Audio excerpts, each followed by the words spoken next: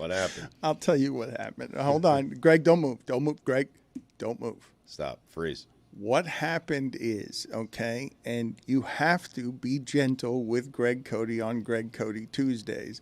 We were clearly all ready and prepared to start because live is dangerous, and we were ready to jostle Greg Cody awake. But he was doing something. He was busy doing show prep. Yeah. Well, I want to know what he was doing. Hold on, Greg. I asked you not to move. Freeze. Greg.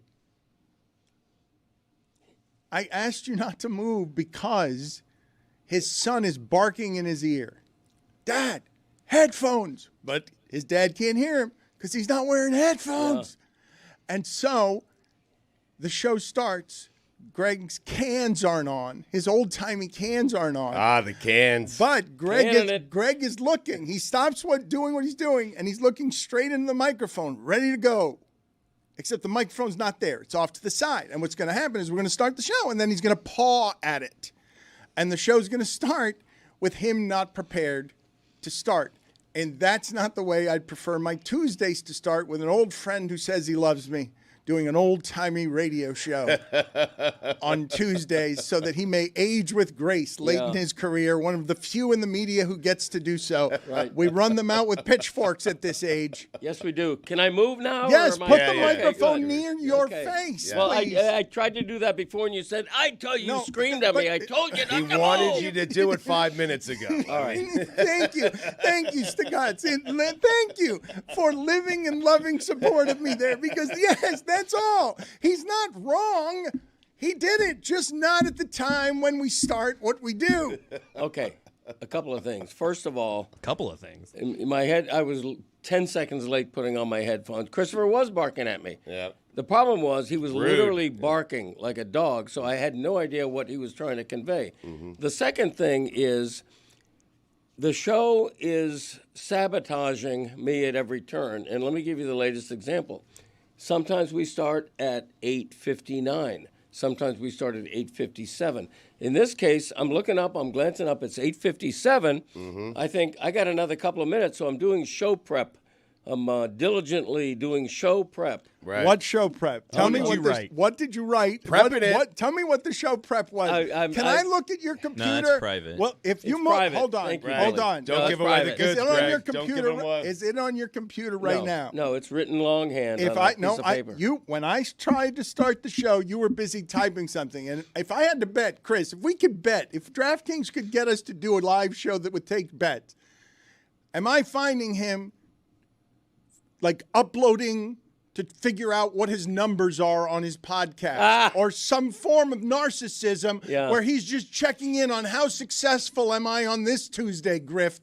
Let me see what everyone tunes in to hear by the thousands because I'm charming Greg Cody. Yeah. Come listen to me on YouTube, where I won't allow my son to further his career with the Le Batard Show because he's too busy serving my needs at the end of his career. Yeah, he can do it all. He can do both. I've trained him. I've brought him up right. He's multi-talented. He's not spread too thin. He's looking for more and more, and he can do it.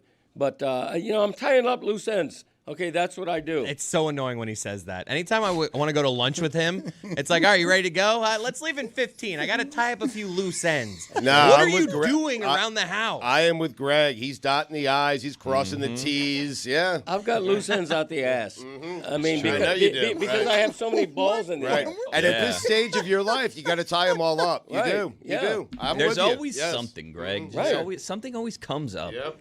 I'm telling you what, I got 1 million people I'm trying to keep happy. Exactly. Even though I don't have a staff, I'm beholden to many. Mm-hmm. Yeah. You should get an assistant. I need an assistant. You do. Can we pay for one? I tell my wife that all the time. Yeah, we all do. Hoping that she will volunteer for the task. And she does to a certain degree. She has a job. She does a lot. She does. Yeah, she's a high-powered attorney. I know, but she's a partner in running a firm. I know, but she could do a little more. She dwarfs your salary by billions. She could do a little more around But like her son, how about she multitask? Exactly. Right. Thank you.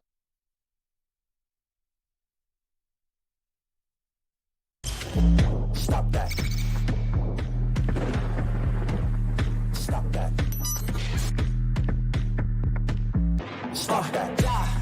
I hear him chatting the noise. Move too quick, can't stop for the talking. I hear him chat with the walking. Just too sharp with the prize. White girls let it tell me I'm awesome, yeah. Hot like fire on the pan. If you wanna touch me, please use caution. Cold like 0 degrees. I'm out the cage, gotta let out the beast. Revolutionary, gotta let out the streets. Locked in a cage, I'ma let out the sheets. You can't go out, man, forget my peace. You take the west side, take on the east. I'ma put him in the cage, never let out the. I hear him chat to the noise. Move too quick, can't stop for the talking. I hear him chat with the prize. Not so tough, but man's keep walking, yeah. Just too sharp with the prize. White girls, let it tell me I'm awesome, yeah. Hot like fire on the pan. If you wanna touch me, please use caution. Stop that. Stop that. Stop that.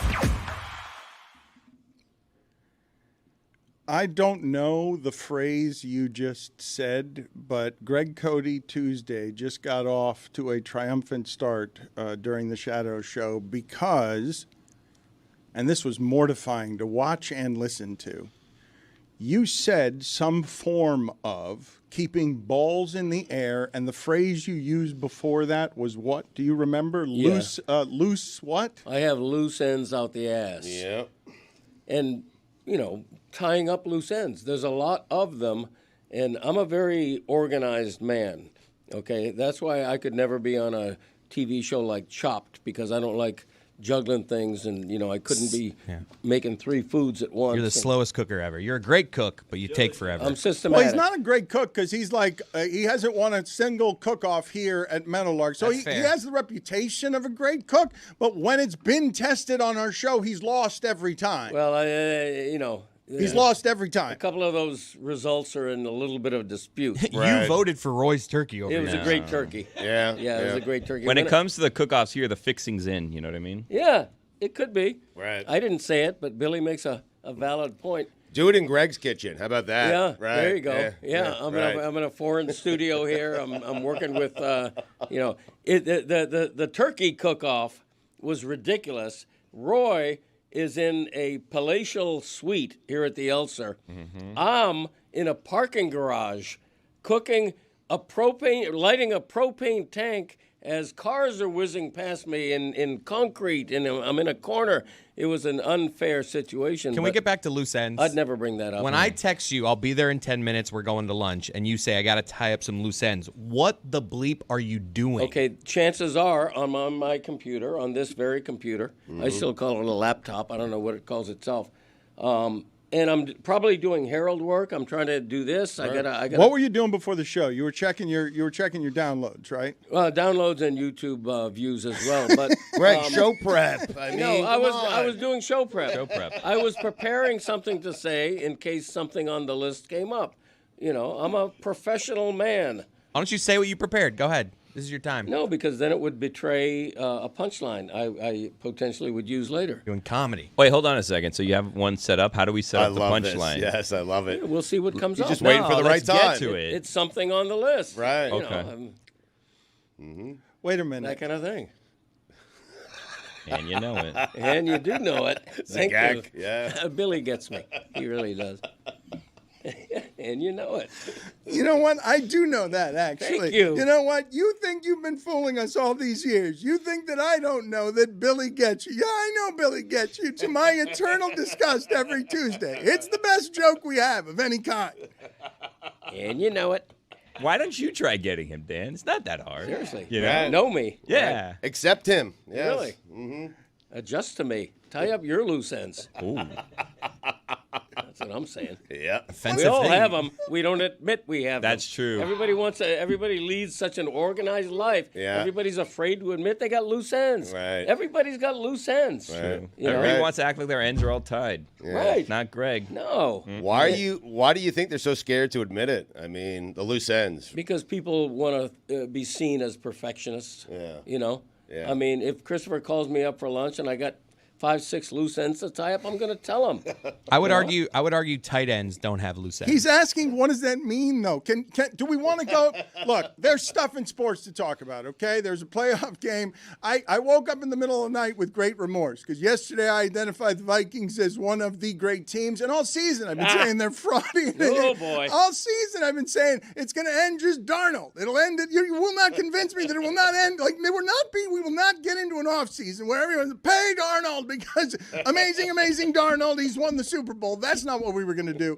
But I legitimately want to know what, like Chris does, what are these loose ends we're talking about? Like, what do you have to do? Do you have to sort some paper clips? Like, what are the things Greg Cody has to do before leaving the house? Because, and the reason I was mortified before the show was, Greg Cody is very comfortable telling his wife to do more. Just yesterday on our show, both this giant toddler and his oaf of a son said Mom needs to do some better job with the wrappings. Oh, yeah, for sure. Because she hasn't done a good enough job with the lawyering partnership stuff. A lot of gift bags. And She's using bags now. Yeah. I mean, it's cheating. Look, this woman is a titan of South Florida industry. And then she does the thing of, we're not throwing away any of these bags. So it's open the bags, fold them up neatly, and then hand them back to my mom. I know I don't want to waste paper, but it just becomes like, that's what she's focused on Christmas morning. Where are the bags? I need them back. So next Christmas, you get the same bag? Yes, they're recycled bags. Terrible. You're getting a gift in a used bag. You know, Gary the Bag Rosenfeld doesn't even do He's that. rolling over. the bag. He's rolling over in his bed. Greg, which cheating would be more offensive from your wife? Infidelity or the bags in terms of wrapping? Right. Right. She'll cheat on you once, but never use a gift bag Yeah. again. Oh, wow. Or she'll never cheat on you. Would you allow But infidelity? only gift bags. Yeah. Right. Yeah. Man, come on. That's a She surprisingly cheats on you difficult once, question. and every gift is perfectly wrapped. Yeah, okay? I do love a perfectly wrapped gift. Oh my God! Do not disgrace this union. Half of the joy of opening a gift is unwrapping it. No, they've been married. She's Just a dalliance once in a while. Who knows? Yeah. Who cares? Here's the other problem with a gift bag. It's always got the little bloom of tissue paper in it. Enough, right? Yeah. Yeah. Come on. They act like I can't see in that Right. bag because of that Tissue little paper. piece of tissue paper. Ridiculous. I see that it's a pair of shoes, okay? Right. You're not fooling anybody. Yeah, that's right. I looked up the origin, Dan, to get ahead of this on loose ends because I knew that you might want it. Dates back to Shakespeare. Again? Lucy Endy. Willie. Yeah. Yeah, again with the Shakespeare. Nautical origin. Will ye, nil ye. Yeah. Wow. Nobody talks Shakespeare like this podcast. I'll tell you that. We're bringing it back. Yeah. How do you keep up with those kids? TikTok's gone down. How do you keep up with them? I know what we'll do. We got Cody and Stugotz. Let's ride into the sky. We were talking before the show. What's coming after TikTok? We got to get ahead of the next big fancy app that everyone's going to be on. Huh. You got any ideas? What are your daughters on, Stugotz? Have they moved on from TikTok yet? They're on TikTok and Instagram always. Not That's for it. long. Not for Yeah, long. I know. Sad day. Is it? I think so. Yes. What does TikTok do for you that, like, It gets me. TikTok gets me. Okay, Lucy was mentioning the other day that during the pandemic, on TikTok, she learned how to do her makeup and her hair and all this stuff. If I Google, how do I make up my own face, there's 1,000 videos that come up. So how is that different than TikTok? Well, if you're not connected to any of these things, so what I assume is that a whole generation that has gotten addicted to the devices in ways that we can't quantify how unhealthy the addiction is.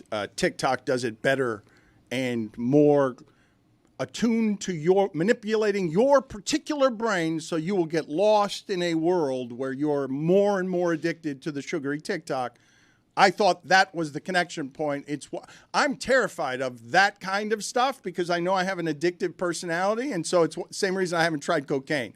I'm like, oh, look, something's got everybody by the nose. Right. In the AI age, and now we're running it out of our country because we're like, that gives China too much power over our young people. You haven't tried cocaine, huh? I'm too scared to. Huh. Same. I don't believe that at all. What do you mean? He's just tying up loose ends. Can we do? Yeah, Can we do the oral history, the second half, the most honestly? What do you mean by that? Loose ends, I want to know what Greg Cody means by that. Because, and I asked the audience, because, Stugotz, we had such a fun basketball game last night. It is rare, with as much attention span as we're giving the games, for Cade Cunningham to have a second half that would announce himself at Madison Square Garden on, when New York matters and when you break New York's heart, you've arrived, kid. The Detroit Pistons are like, no, we're better than you all thought we were, and the reason is our all-star. He crushes you in the second half. Foul trouble in the first half, and then he buries Cat and Brunson when Cat and Brunson are putting up numbers. They're playing great, yes. Yeah, but the Knicks are playing great, but I don't want to do that. I want to know what the loose ends are. I do. Sure. Everybody has them. For me, your loose ends are you go in your office and like reload your email and just see if there are any new ones. All right, loose ends tied. Look, my horse syndicate is asking me yesterday, telling me that my deadline is up.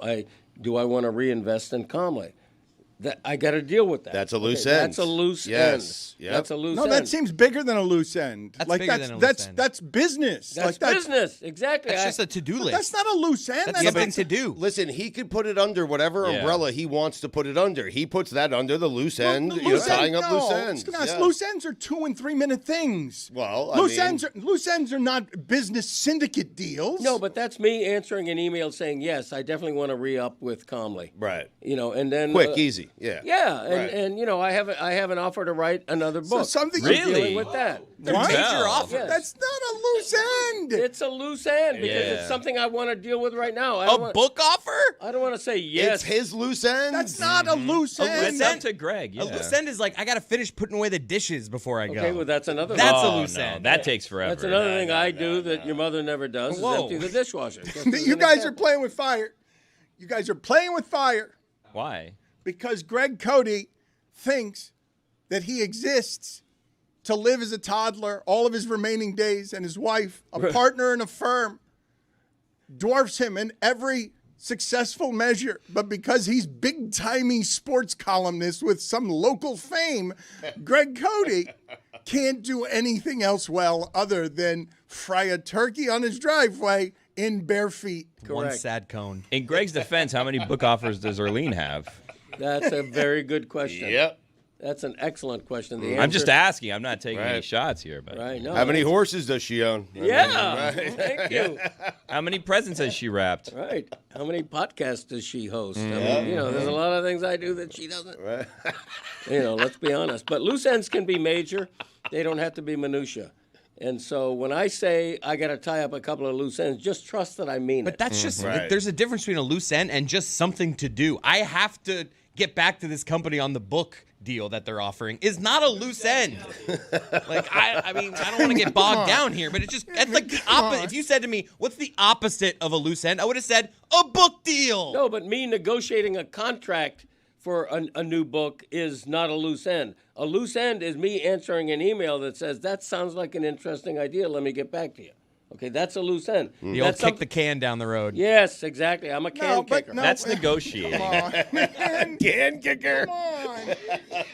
I love kicking a can too. I'm with you. You Stu okay, got Greg? special. Yeah. Yeah. You all right? I'm still getting over this thing. It's kicking my ass. 6 years. No. Come on. I mean, he's not wrong. Because of my pre-existing condition, He's when not- I have a cold or something, Right. it hits me harder. You Look, might want to tie up that loose end. Yeah, that's a bit. That's They don't let him. They keep That's nagging bigger than a him. loose end. Yeah. I have not. We are belching out a lot of content. Okay.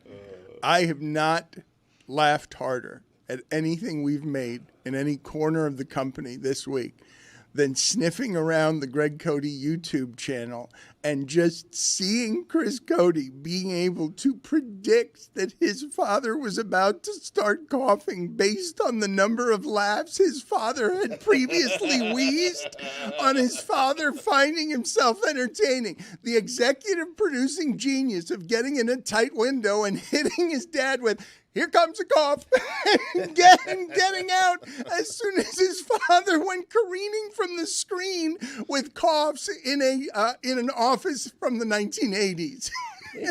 while insisting his son do better and his wife pack better bags because, God damn it, he's got a successful podcast and he's going to cough and wheeze his way to every last profit in it. He'll get to those book deals as loose ends.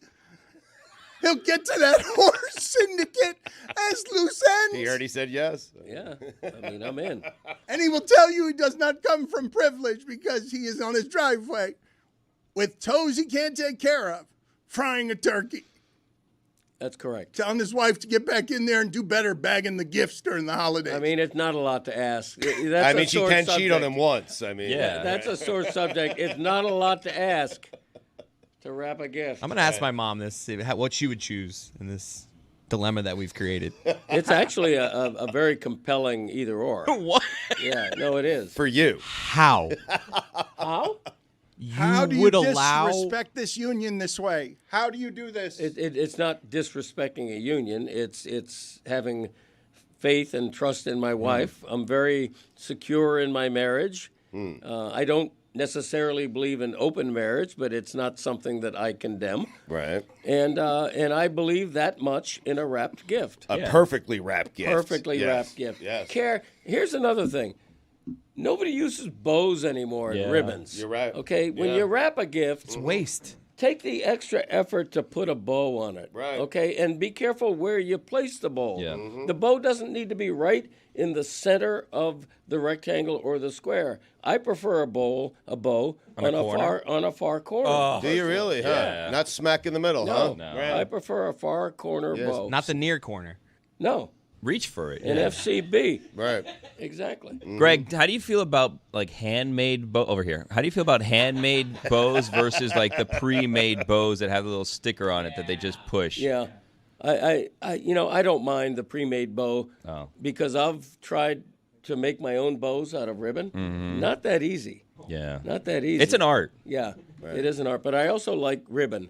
I like ribbon. Where you tie it, you go one way and then the other way, and then Yeah. you tie it. I like the yeah. thicker ribbon, not the. I loathe the really thin ribbon. Like balloon ribbon. Very width, tricky. The width of Yeah. a pencil. Yeah. Yeah. We want to eliminate that ribbon altogether. Right. It's for birthday. It's not for Christmas or Hanukkah. That's for sure. Yeah, that's for sure. Greg, this is somewhat related to gift wrapping and the party situation. I don't know if you've seen this. Party City is going out of business. They're have. closing them everywhere. I have a concern. I don't know where I'm going to get my helium moving forward. Wow. Yeah, that was my helium spot. Okay. You know, you go, you take the balloons there, they fill them up. Now I don't know where to go. Yeah, I couldn't begin to, the Helium Depot, I guess, is the place I'd send you to. But there's a Party City near me, and there's a big sign on their window. I think it said 99% off. I don't believe that. Are you telling me I can get a $30 statue for $29.70? I mean, No. For 30 cents? No, Right. that's not happening. Well, they're going out of business, though. I know. Right. Yeah, they are. It's So taking maybe a, you can. Taking them a long time to go out of I business. know Yeah, they're doing the right. Elton Slow John burn. thing. It's like the Yeah. longest farewell It tour is, I've ever heard. Yeah. Billy, I think Target is your answer, no? I've never seen helium in Target once. I haven't Publix either. has Used to be some Publix. helium. Do they Yeah, still and do that? dollar stores have helium, but I don't know the process of like, can I bring in contraband balloons into a helium place for them to fill them for me? Because I bought a helium tank. I thought I was going to save a lot of money with a helium tank for one of my daughter's birthdays. Crap helium. So bad. Really? Helium doesn't last. A day, balloons were on the floor. Wow. Yeah, bad. I got a bad dealer. Bad batch of helium, it Wow. seems. You know what you could do? You could flip gravity, and instead of using helium, just hang your balloons from the ceiling. That's not a bad idea.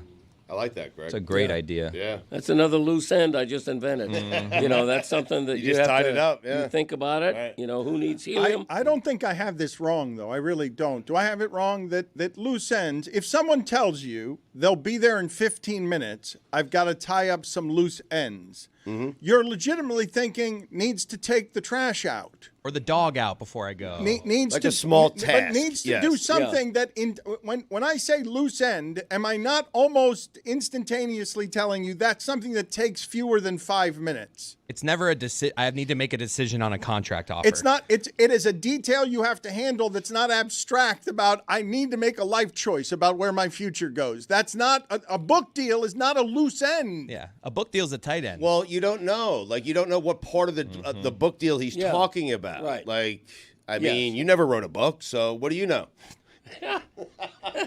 With Team Valor, it could be as simple as just putting in his credit card. He's already made the decision. He's just letting him know I'm giving him the credit card. I didn't info. see that one Loose end. coming. I got to be honest. He surprised me with that one. Yeah. That was a good. cleaver. I usually see where his cleavers are coming from. I was looking the other way, enjoying ourselves, and he got me. He's right. I don't know what I'm talking about here.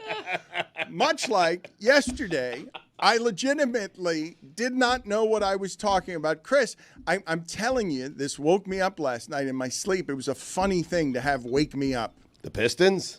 The Vikings. Oh. Oh, God. So I thought to myself that yesterday on the show, when we were talking, I'm like, there are 5 teams that we know. I'm saying there are 6 teams we know are good. I initially started at 5 or 6. I think I said 5, 6, and then I settled on 6. And now I was trapped. I was stuck up in the air because I've been calling the Vikings a fraud all season long. I've told you this is how it ends with Sam Darnold, the way it ended against the Lions. The wheels come off. Hawkinson, Stugotz, Jefferson. You're talking about skill position players that are best. Yep. When Naylor's your third receiver and you've got Jones in the backfield, if you're not making those skill guys work, you're the skill guy problem, right? And that's what it keeps coming down to when we do some of these measurements on things. Like, with the right coach and the right skill guys, if that's as strong as any in the league, if they stay healthy, we can scheme our way to hiding Sam Darnold right up until we run into the coach who had Sam Darnold. Right up until the coach who couldn't make anything of Sam Darnold when he was choosing between, who do I want my next quarterback to be? Do I want it Baker Mayfield? Do I want to look at like Goff? Everyone runs through here. I'm the quarterback whisperer. Sam Darnold becomes a thing that was going to be paid a lot of money, right? Stugotz couldn't make it work with the Jets. We don't know how to measure quarterbacks. And yet my shitty analysis all season, lazy as hell, is like, nope, Sam Darnold won't win. You know why? Because he's Sam Darnold.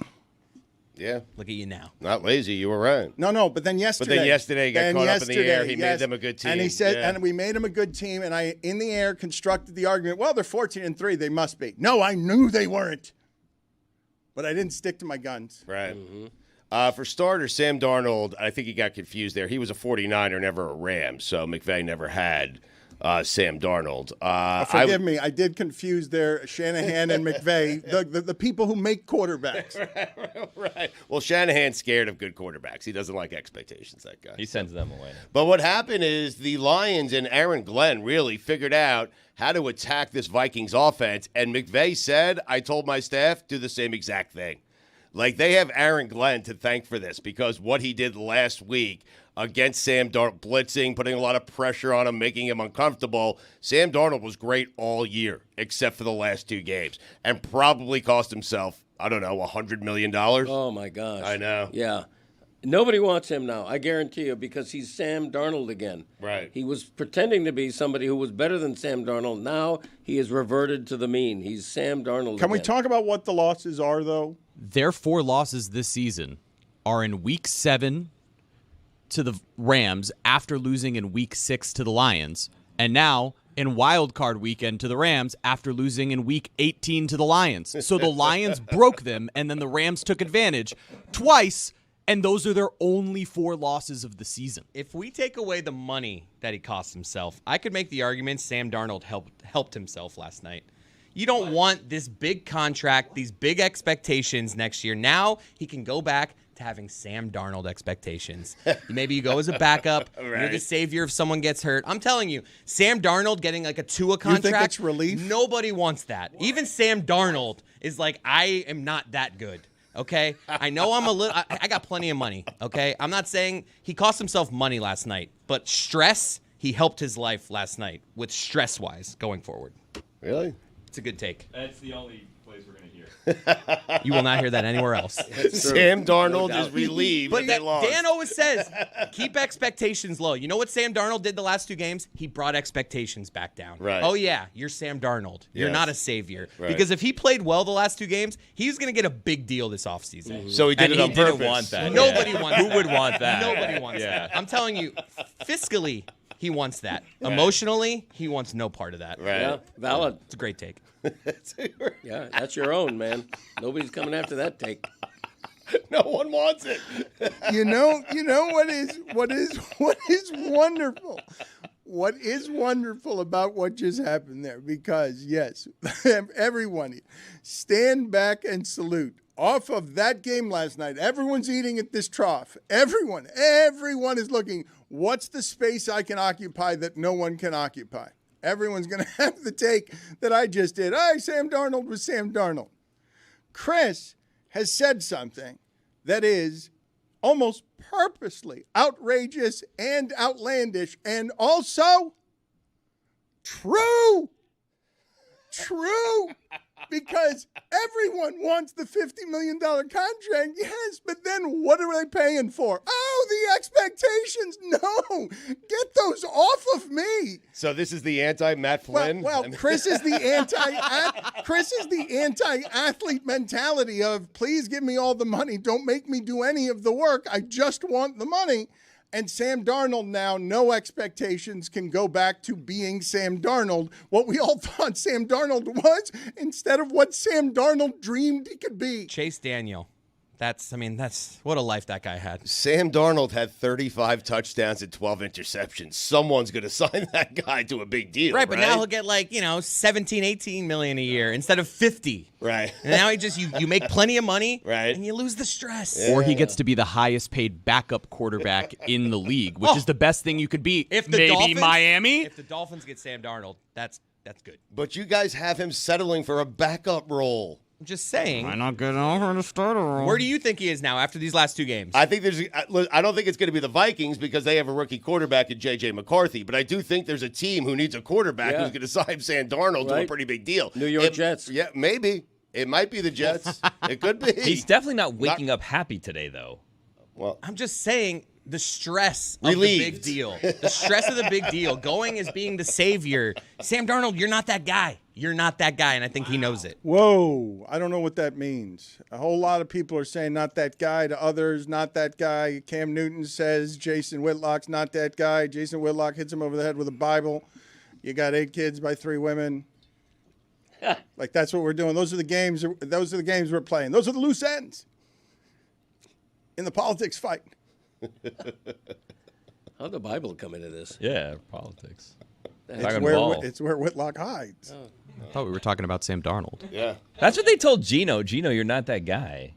And Gino proved them wrong. The answer is, Yeah, but he's a fragile that guy. He's a slightly better guy than Yeah. the one they had. is he that guy? He's just a guy. He's a fragile that guy. Baker Mayfield's still a fragile that guy. No, Yeah, you no, You expect no, Baker to come become on, Baker. Too many mistakes. Baker's more of that guy than Geno Smith come on, is. That's true. I come agree on, with that. Come on. Baker is closer to being a great quarterback Come than on, Gino. come Yes. on. Kirk Cousins, no longer that guy. I love but that. close. Close to that guy, but No. not that guy. Wait a minute. There's 2 different things. here. Kirk Cousins went from being that guy 4 times to He's not that guy. He's He's a guy. not that guy. He's He's back. a He guy. may have been Right. that guy for a small period. He's back to being a guy. wait Yeah. a minute. What do you? Jared Goff was not that guy. Now he's that guy. Okay, I Right. need some help. No, Jared Goff was a guy. Now he's that guy. There's That's only right. like 5 or 6 that guys, you know? Yeah, that's it true. in the NFL. I'd say there's like 8 or 10. There's not 8 to 10. There's a big 3. Right. Okay, Kyler let's Murray's, list all of these. Kyler Murray's He's not a that guy. He's I think a Kyler guy. Murray's that guy. He's No, a he's guy. For No, that he's not team, that a guy. guy. No, For he's the not. Cardinals? A No. guy? No, he's He's a a guy. marginal He's a, that he's guy. a guy at the moment, Yeah, he's right? lower I than mean, that guy. that guy means that you're taking your team and lifting them to a place that they wouldn't be otherwise. I think with Kyler Murray, Yep. you find some other starters around the league. Maybe he's just one of those guys. Jaden Daniels, that guy. That guy. Yeah. That guy. Wait a minute. That's for the now. easiest. Hold Yeah, on a he's that second. guy. Yeah. Hold. Okay. Caleb Williams, Wait a not minute. that that guy. Wait a minute. Not that guy. Not that guy. Great Yeah. call, Greg. Not Not yet. that guy. Yeah. Bo Nix might be that guy, even with a first-round loss. Same with He's Baker that Mayfield. guy. He also Yeah. might not be. Right. I Yeah. mean, right. So- Bryce Young is that guy. yeah. Well, Whoa. yeah. There's hope. Hey, hold on. You Hold on. mother- What are we doing? You mother- Come on. Now. You might be that guy. Yeah, He might God, be. you He very well ruined might the be. game. We could have Chance of blamed being that that guy, a guy for months, and you ruined it by throwing the Bryce When you Young throw that nuke in touchdown, there. you don't even see them catch the touchdown. You're that guy. Sometimes that guy becomes a guy. Last year, C.J. Stroud, that guy. This year, guy. No. Yeah. You can Yeah. fluctuate. come on. It's just a Yeah. guy. It can go week to week, honestly. Guy is a Guys, fragile come thing. on. Fragile thing. Guys. Loose ends. Yeah. Wait a minute. Tua might be that guy. Right. Might not. Wait a minute. When he feels like playing. Yeah. Wait a minute. You're telling everybody that C.J. Stroud is just a guy. Yeah. Which means you're also then going to make Justin Herbert just a guy, correct?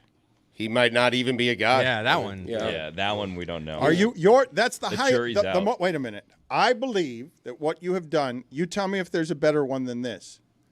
I believe that you have just brought a guy to the limits of where a guy can exist to insult C.J. Stroud. I believe you're not taking into account how hard that position is to play and how hard it's been to play as him this season with pressure up the middle. Like, for you to hit him from over here with a guy, give me a better quarterback that you insult more than C.J. Stroud by just calling him a guy. Justin Herbert, Jordan Love. Guys. Love's Yeah. a good one. Yeah. Very good. Jordan Like. Yeah. Last year, Jordan was that guy, and now he's just a guy. Well, he's It that guy happens. during Toyotathon. Yeah. And he's a guy otherwise. Right. Some guys turn into a guy. I mean, Nothing wrong with being a guy. yeah. Yeah. Not everybody can be that guy. Like Caleb Williams might still be that guy. Right. Right now, just a guy. Yeah. Right? Right. Yeah. Exactly. Yes. There's Correct. time. Is Matthew Stafford that guy? Yes. I think he is. I think the Rams He's are that going to the guy. Super Bowl. He's been that guy even before last night. Yeah, Matt Stafford is that guy. Yeah. Is he just Matthew now? He used to be Matt, didn't he? He grew up, yeah. Yeah. Matthew. That's He weird. used The to wear rare a backwards both. hat. I think he's the rare both. He was Maddie back in grade school. There's a gladiator in the room. Roy, we'll wait for you. That's fine. I'm a little bit confused. I really want to dissect what's By just the guy thing? No. I wanted to stay there, but Roy has decided that whatever his today miseries are need to interrupt what we're doing here with 6 minutes left in a live segment, so that he can tell us all about how miserable he is. We'll get to that in a second. No, we will get to it now. I had my car broken into, which is why I'm Oh, no. Man. That's why he's dressed like a gladiator. Sorry, Roy. yeah. My If only they chariot saw was the way you were broken dressed. into. Yeah, Would have thought Sorry, twice. Roy. yeah. So yeah, that's been my morning, and of course this is my respite. I'm feeling actually pretty good now. I'm actually wearing something because I'm not thinking about my chariot being broken into today. Chariot.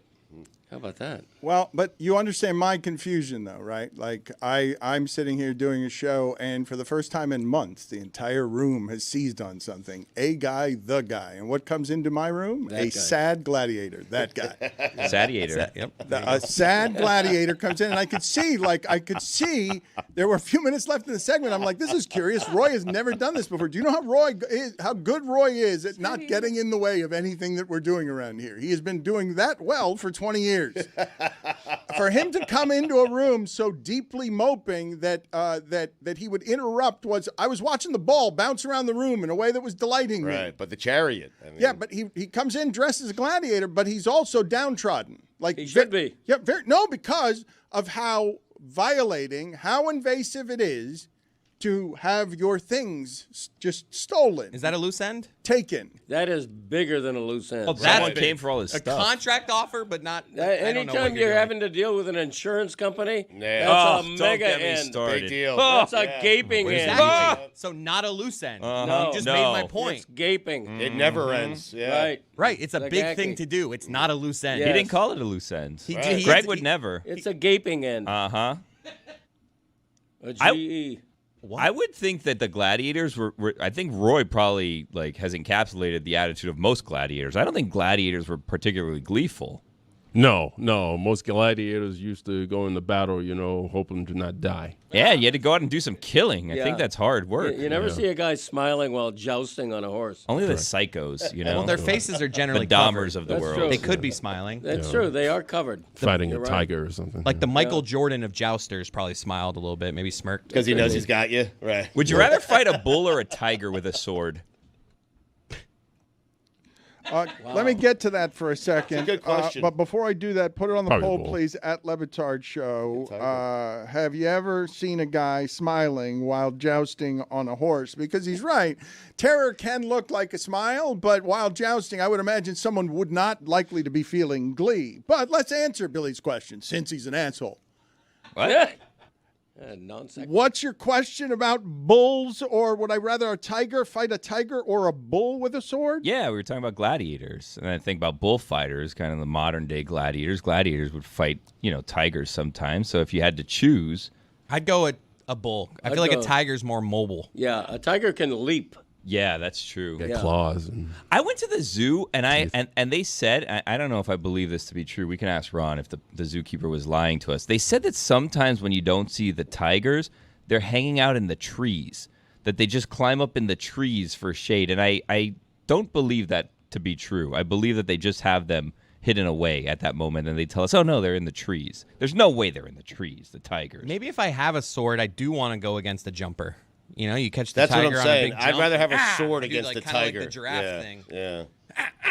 Yeah. Okay, we'll ask Ron McGill later, but I don't want to get too far away from the idea that Roy has been. You're coming in with a man who feels like he is wearing something invasive, something that it's not. No one goes to bed at night expecting in the morning that someone's going to violate their personal space, and they will be. And I don't know what they took. luckily, I don't carry any valuables in the car. I don't think they took anything from Anid's car because Anid's car was also broken into. So, filed the police for reporting everything. So that's all done. But yeah, that's not a good feeling. Not a good feeling at all. Can I ask their tactic? Was it like through the window? Did they? No, they opened the door. Oh, it was just. Well, did you lock it or? No. No. That's not victim blame. Ooh, Roy. Sorry, man. No. Yeah. Forgot to? Yeah, I forgot to. This is awkward. Might want to lie on that insurance report and say that you locked it. Well, now you've said it on air. Don't say that. Take it back. I think you should go break your own window, Roy, and just say they broke your window. I mean, the cops filled out the police report already, so that's. Were they on the done. take? Did you tell them something and then maybe slip them a 20? No, I don't carry cash. Well, don't say So that. That's slipping. good. Anyone out could there Venmo wanting to him. hold up Roy, don't do that. Yeah, you won't get anything. No cash.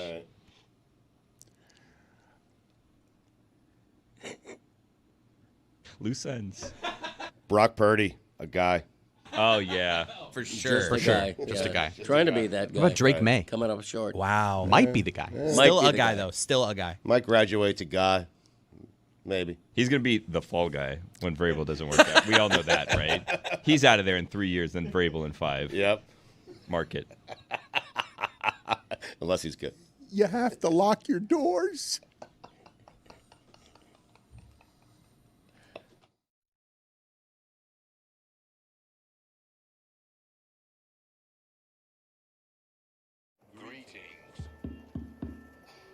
Greetings to all. Welcome to 2022. Omicron is on the run, and away it went. But oops, there goes gravity, and here comes a new variant. Omaha, Corona, Hut 1, Hut 2, nothing infects the Super Bowl, and nothing stops football.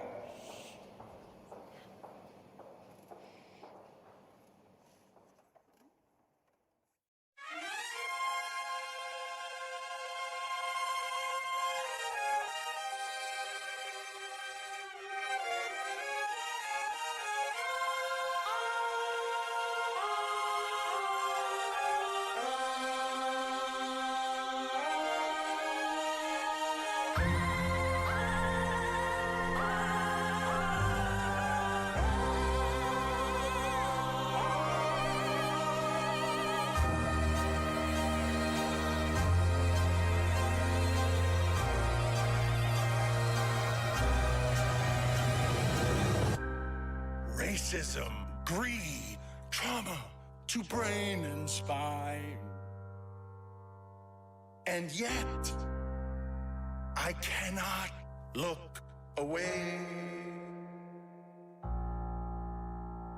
Heroes are dead. Science has their heads. Oh, is there no escape from here? I need to know.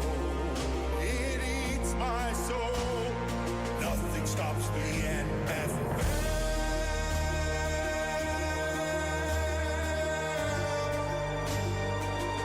Is this heaven or hell?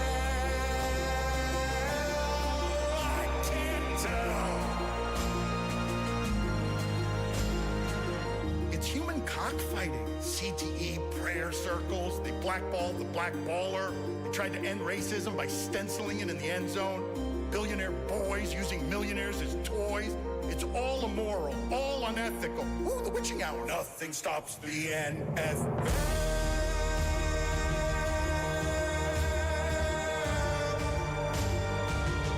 Is this heaven or hell? I can't tell. It's Urban and Snyder and Flores and Gruden, but Kyler, but Kelsey, but Cooper, but Canty. It's cheating and tanking and bounties and banking, but parlays, but face paint, but promo, but innings.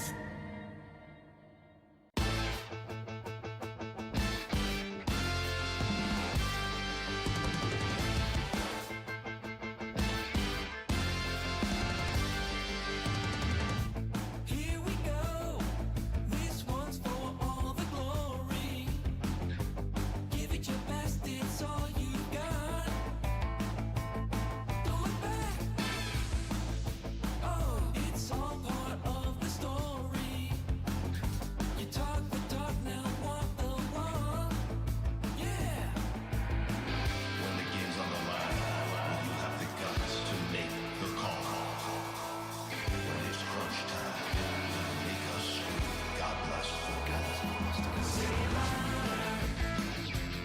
From the back of every bar, or the subway, on the streets or in your car, wherever you have found yourself, scream out your battle cry. I'm all in. I'm all in.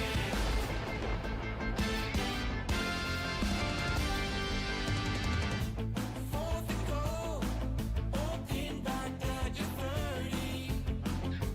Time to prove you're a hot shot. Let's attack. Oh, your name is Brandon Staley. Unleash some hell and go for gold. Yeah. A few yards a game. Does your QB have the guts? Will you just punt or throw it up to Cooper Cup? Say it louder. From the back of every bar or the subway, on the streets or in your car, wherever you have found yourself, scream out your battle cry. I'm all in.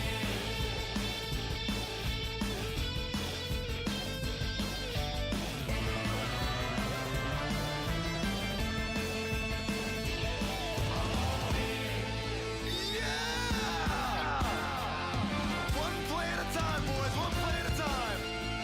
Winning isn't everything. It's the only thing.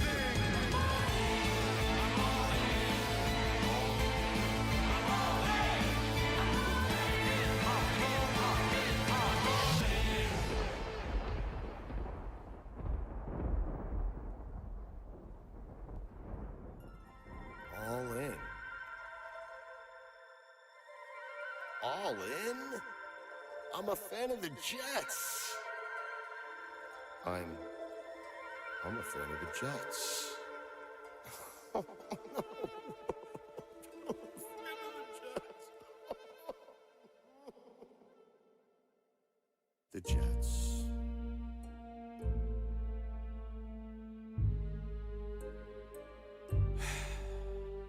Jets. Why this team? The Jets! The Jets!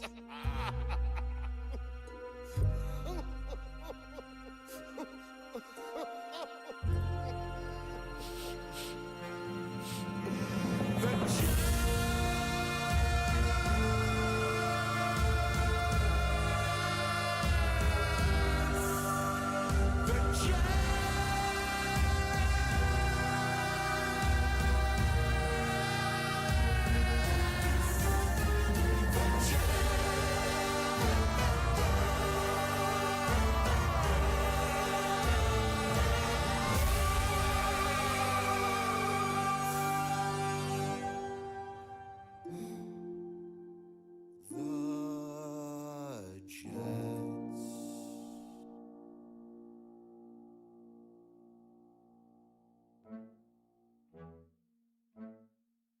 Stugotz, what's the matter, buddy? I mean, Greg, just one time. I mean, 40 years I've been rooting for this team, and just one time I wanted my team to play in that big game in that beautiful dome in Los Angeles. Dome? What about the elements? Back in my day, we didn't play in a dome. Let me tell you, back in my day, we considered football to be an honorable game. We didn't have to pass the ball every single play, and that's how we did it back in my day. It's the cold in December and sweltering two-a-days. It's embracing occasional punts, and don't get me started on instant replay. Now we're cooking with gas. Watch out! I'm not done, by the way. Let me tell you, back in my day, there was no showboating. We respected the game. We sat on a stoop and let the radio play, 'cause that's how we did it back in my day. It's the wishbone I wish for. It's a toss to Red Grange.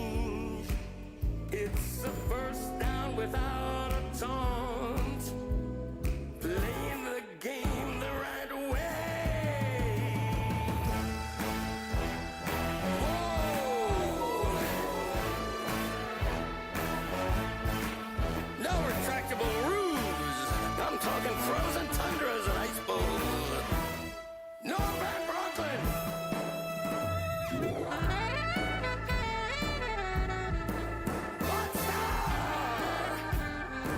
That's why they call it football weather.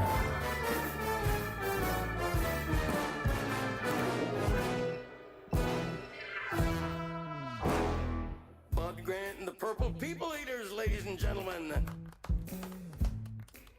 That's how they played the game back in my day. It's Len Dawson enjoying a smoke and a brew during a game. Hank Stram wearing a sports coat. Legalize the clothesline and bring back drop kicks while you're at it. I'm Greg Cody, and that's how it was back in my day. Ba-da-ba-diddly-up. Bop.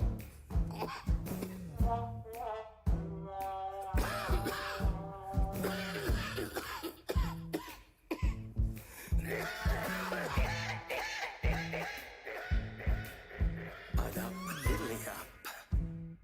Bop. Bop. That kind of thing. Thanks for the lift, bro. No problem. Yo, what is this? Is the musical? Turn it down, man. Like, I'm so tired of it. Musicals are corny. The shit is corny. Like, me tiene hasta aquí with this musical stuff, man. Just turn it down. I want to just chill, man, for real. I feel you, bruh. I used to be that same way. Then my dog Andrew Lloyd Webber touched my soul with Phantom. And I quickly realized that, man, musicals, they're the highest form of theatrical art that there is, my brother. Think about it. It combines song, movement, dialogue, and production in a comprehensive fashion that really can't be rivaled. I'm talking about really, like, intricate shit, man. In many ways, musical led the cultural change in the 1930s, which was considered to be the golden age of musicals. Had those supremely talented artists not pushed boundaries and helped shape the new American pathos back then, I don't know if I'd be here right now today, standing in front of you. No cap, like no capadonna. Musicals had the capability to make you feel ways that you never thought possible. Even if you might find the subject matter mundane going into it, by the end of the experience, you might find yourself spiritually enlightened through the magic of song and an occasional exposition to advance the story. Matter of fact, I'm feeling ways about football right now I could never dream prior to. I think I'm about to have a moment, my brother. Way down in the jungle deep, a lion bit a Viking on his motherfucking knee. It began in 1869, I see you, Mojo, with a match between the Princeton Tigers and the Scarlet Knights of Rutgers.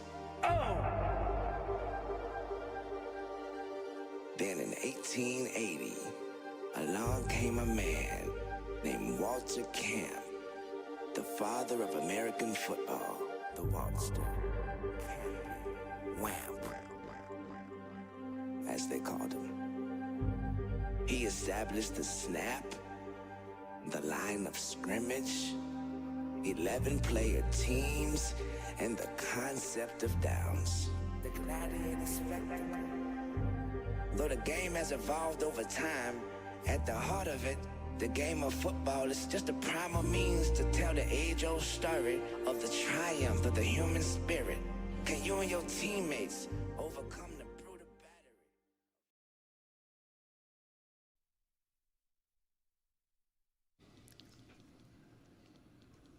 I just was personal witness in the wild to one of the great love story old man connections around baseball cards and all things that bring sports purity and love to bond two men. The moment I just witnessed, natural, right before the cameras came on in here, of Stugotz and Greg Cody talking the love language of men. And I'll tell you what it was. I don't have the context for it. I started listening at the end, but it was a magical moment of love story between the height of masculinity.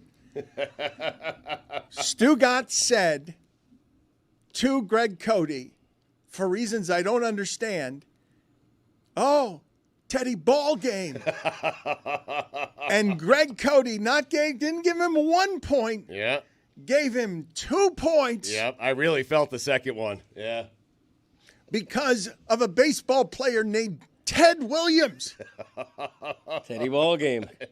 In the 1950s and 60s, and the glorious old sports day of when a nickname still meant something. Damn right. We thought you were talking about Teddy Bridgewater back here. No, well, we were. It started there because Greg and I were talking about how important the backup quarterbacks are, especially this time of year. You're one play away from having to go to the backup. It happened with Damon Ewart a few years ago, and he took the Chiefs on a 98-yard drive. So I have ranked the remaining 8 backup quarterbacks that we have left in the playoffs. One of them is Teddy Bridgewater. That morphed into a conversation of top 5 Teddys of all time. How about that? Wow. Crazy.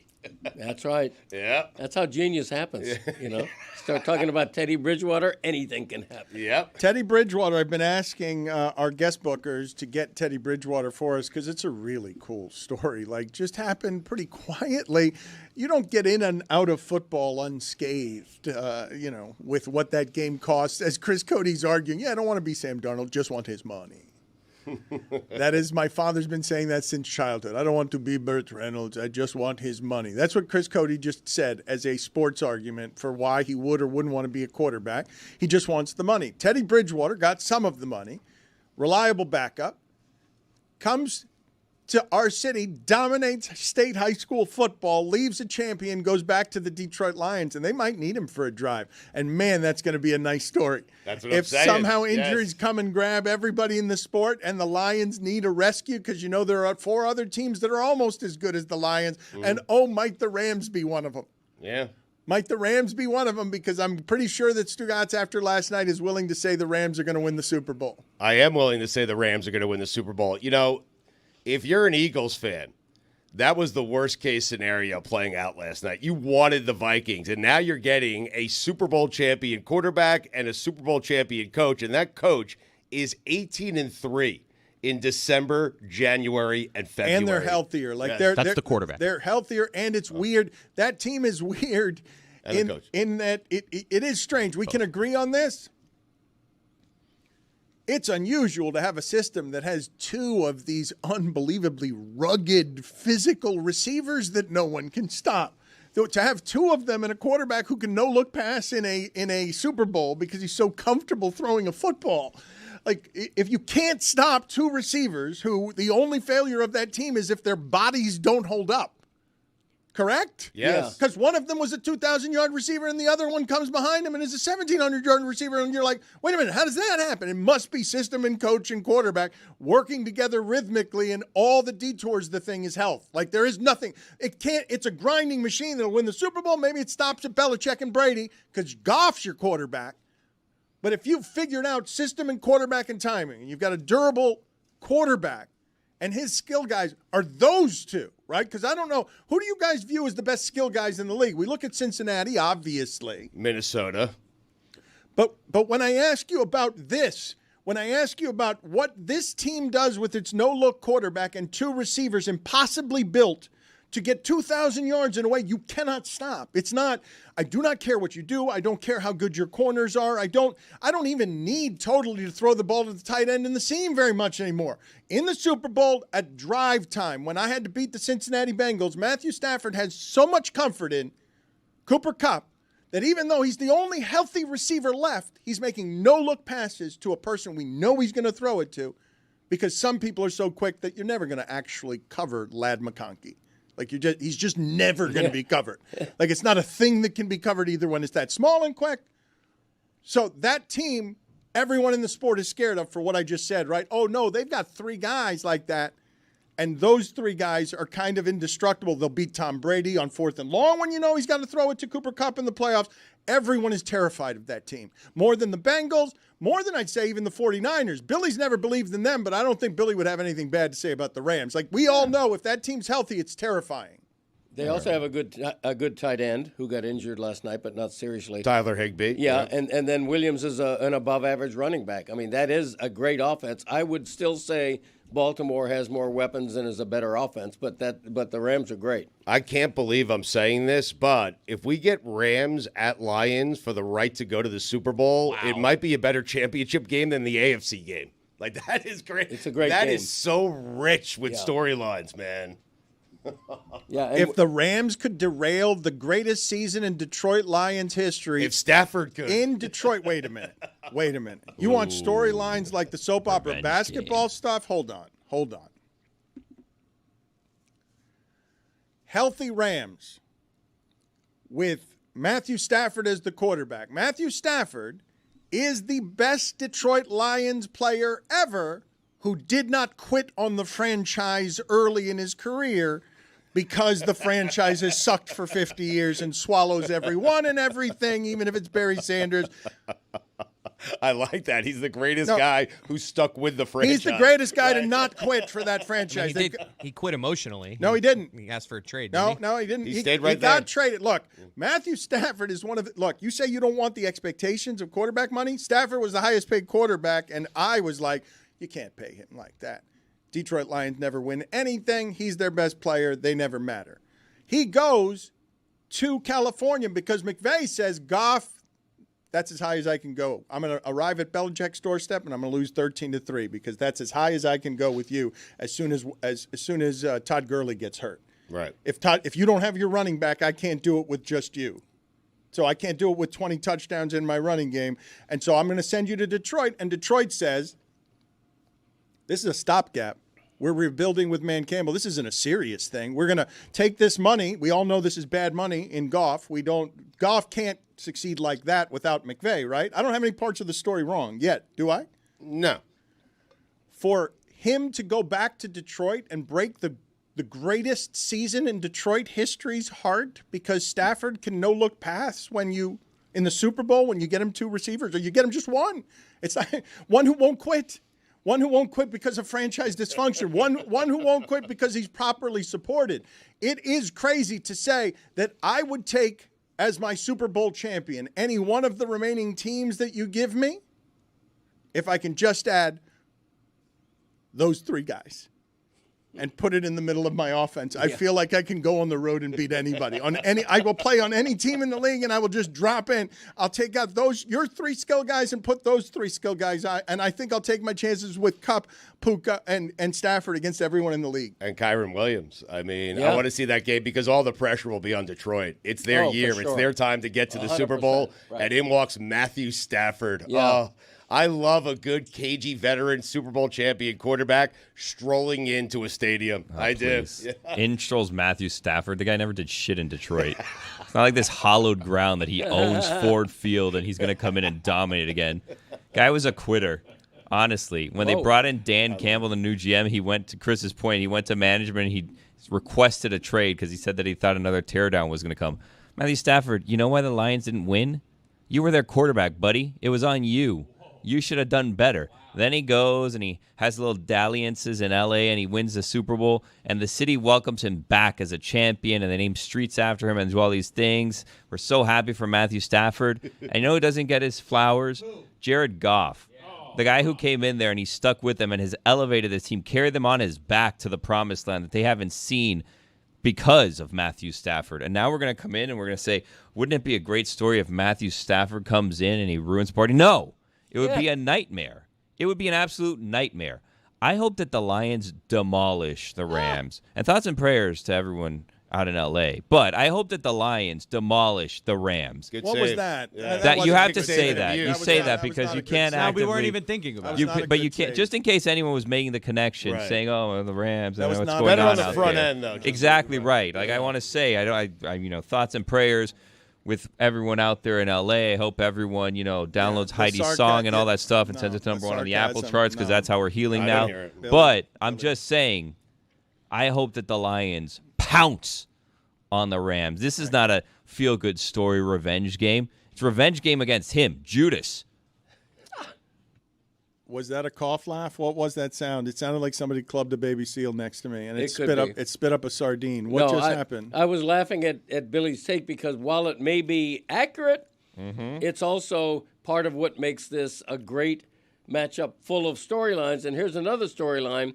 Don Shula's grandson, maybe the yes. best defensive coordinator in football He that works nobody's talking about. Right. The Dolphins should hire him. You know what? Yes. If they lose their defensive coordinator, which they might because he's being sought after. I was going to say, Dolphins had a top 5 defense this year. I know, but also But his last name is Shula. Exactly. And Anthony You know what? You Weaver win. is being sought after. Legacy, so. yeah. Right. To Greg's point, the Rams have only allowed 10 points or fewer in 4 of their last 5 games. So their defense is actually what's really helped this late season run for them. Absolutely. Let me ask you guys a question because for about the last 5 years, I can stroll in with the lazy analysis of the following. And this week, because of the stakes, because we're starved for football, because we make all things that just happen the most important thing in a sport where health really, really matters. For the last 5 to 10 years, I'm always thinking that the team that looks impressive this week can go on the road and then go play a rested team that is better than them and gets the reward in the game of attrition of being rested and playing at home, thinking that that team's chances are better than they ever are, because what often happens in this round is the team like the Rams gets dragged because the better team had longer rest, and we're all reminded, oh yeah, Detroit beat everyone in the sport by 225 points this year. They're better than everyone, and you always fall in love with the last team you see. I stopped doing analysis that way because of how often I was wrong falling in love with the wild card team. Yeah. Rams +6 at Eagles. I mean, Good. I hear what you're saying, but +6. But in this round though, the Eagles at least had to play. Yeah. Right? You're doing the rest versus rust thing. Like, couldn't a team that had a bye come out rusty? No, but you guys are talking about the Detroit game, right? And I was thinking of just what is coming up against Detroit and what the bye is going to mean to these teams. My more general analysis that I've been wrong every time because of how much I fall in love with the teams that are good in this round. And then when they do run up against teams that have the Chiefs bye, what ends up happening, it's almost impossible to beat them on the road. Right. You see the Commanders win on the road. The Lions, they have a week off, and, the Commanders are the last thing you saw. And so you think to yourself, yeah, the Commanders have a shot here. And then the Lions remind you just how good they are and have been during the regular season. But, Dan, it does happen. Like teams from the wild card that go on the road. It happened last year with Kansas City. Yes. It's just in times of measurements that are weird and random. Yes, Eli Manning twice has gone on the road through all his playoff games, right, and won. Aaron once, I think. My larger point is what an amazing advantage it is in a sport that has so many close games, that to have a week more of health is usually a pretty substantive advantage, because playing a game every 2 weeks feels differently than some of the shit we were doing at the end of the season, where we're playing 3 games in 11 days and Patrick Mahomes is limping off the field. I think to your point, you see that in the spreads. Outside of Ravens-Bills, which is basically a pick'em game, big spreads. Like, a lot of people are going to be looking at these underdogs like, oh, that's a lot of points. But to Dan's point, these 1 seeds and 2 seeds are just waiting. Yeah, Philadelphia's only given up 6 points, though, to the Rams. That's pretty close for a 6? Philly home That's game. a big spread. What do you mean? I don't think it's that big a spread. I mean, not compared to what, 8, 9.5 I'm seeing? Right. The Lions are going to crush the Commanders. The Texans team I saw beat the Chargers has a chance to win in Kansas City if the weather's not crazy snowy. See, no one thinks that. Okay. Don't say no one. That's But a they big could if, cover. though. You said they were very, very, very, very, very far from being a contender. Yeah, That's what you said. They were very, very, very, very, very far from being a contender. And they proved me right for the next month or so. The team I saw beat the Chargers with that defense. Be careful changing your mind. Be careful. I just did this with Stay Sam there. Darnold. I was good all season. You know how idiotic it is, Stugotz? And I am on the other side of 55 to fall into the trap of being right all season and then being wrong the day before just because I did my math wrong on how many good teams there are in the sport. Changing your mind is a very dangerous game. Just stay entrenched. Greg, are you saying they're going to pull off the upset? Because if you don't say it, I will. I don't think they will, but I think they have a good chance. If I see the same team as I saw beat the Chargers. No, useless. That's right. They showed you a lot in that game. I don't think did they will, but Useless. they have a chance. Like, That's what right. is that? Useless. Just fundamental. This is how your dad ages in the gambling game. Okay, let me tell you something about changing my mind. Sometimes it's not about changing your mind, it's about recognizing an evolution. And I'll give you another example. The Baltimore Ravens defense early in the season, up until about midseason, was awful. Bottom 5 in the league. Most points allowed. Terrible. The Ravens defense changed because of Kyle Hamilton and a couple other things, and they're now a really, really good defense. That's not me changing my mind. That's me recognizing an evolution in that team. Kyle Hamilton, not since talking about Bob Sanders making the Indianapolis Colts better for Peyton Manning. Because, That guy could hit. Because as a safety, he took them from the 30th ranked run defense by himself to a Super Bowl champion. Oh, he was awesome, Dan. It was So good, like Steve Atwater. He was the coolest. it was Atwater. unbelievable to watch. I'm like, how is there a safety being a superhero here? I'm so mad that Derwin James is out of the playoffs because these cornerbacks who are superheroes are amazing to me. Sanders. He was helped by the name Bob, right? Bob Just having the Sanders, name yeah. Bob. And I think he was a strong safety. That helps right. as well. Yes. But he not since then have I heard one team get more accolades for one move in its defensive secondary than what the Ravens have become defensively since Kyle Hamilton, which is number 1 in the league across the board for 6 weeks now. Yeah, that's right. We lack Bobs in America now. It's why we like do. Fred Warner. Yeah. Bob's real name is Desmond. Yeah. Yeah, he's better with Bob. Trying to Bob figure is out better, where that yeah. came Bob from. is But fantastic. how did he get from there to Bob? You know what? You saw me hiccup on Bob Sanders and temporarily forget his name. It's because I don't associate athletic excellence with anyone named Bob. That's It's- exactly right. It stopped me where I'm like, do I have? I wanted to change his name to Mike. Big Shot Bob. Hello. Yeah. But Bob Pettit. But Bob Clemente. he was Robert though. He was Robert. There's no S in Bob's first name. Is Demond. Demond. Oh, damn no wonder it. he changed Important it. note. How'd we get to Bob, though? Don't know. Huh. Looking into it. All right, thanks. Get on that, Roy. Bob's. Too few Bobs. Too few Ruths. Nellies. Weren't you complaining about Patrick Mahomes' kid's name? Oh, that wasn't meant for air. Oh, boy. But okay. because Golden Ray is a beautiful image. That's the name. I don't know if it's a great name. that the Mahomes just child had. will- That's a nice name. They had their third child Is and it? they named it Golden Ray. Is it a name at all? Golden Ray. What's wrong with that name? What's wrong? It's a lovely. made-up name. I think when parents make up names, they're not thinking of the child. Okay, when that child is going into middle school with the name Golden Ray, I think you got to think about that. Quick example: I wanted to name Christopher Bamboo Reed. Erlene stepped in and went, "Let's give him a normal name." Bamboo Reed Cody. Yeah, and she used like the it. phrase "normal name." Okay, so I'm gonna call her up and ask her. That kid's was going to the joke? stroll into school as Patrick Mahomes' son. Well, that's the thing. Is it, That's I think a fair point. the Mahomes at the end of it kind of trumps the beginning. Yeah, but it's a woman. It's a girl, Golden Ray. Okay, Yeah. sorry. I need to It's a made-up stop name, I everyone don't know. here because I'm now finding our own show problematic. Greg Cody has now demanded that his wife package his things better after taking care of him, and now he is serving as ombudsman for how people name their kids. Yeah, I don't demand anything. I just suggest. Apparently, the common nickname for Demond is Bob. A parent. Wow. Wow. named the That's kid. interesting. That is a great fact. Bob Yes. Greasy. It's according to the weird AI Google internet. So Really? I don't know Wow, that we can AI trust knows it, everything. but- Yeah. Huh. Demond nickname is Bob. Why? Okay, It I'll should find be Demi, out. like Demi Moore or something. Dem would work. Dem? But Dem, it doesn't sound like a nickname. It's like, Dem. Who Dem? Who dat? Right. Do you Bob think Bucher. Bob Newhart. Yeah. Yeah. Bob Newhart. Yes. Excellent. Not Bob athleticism. Euchre. Not helpful. Bob- Bob. Bob Euchre. Bob Newhart could sling the pill. Bob Cousy.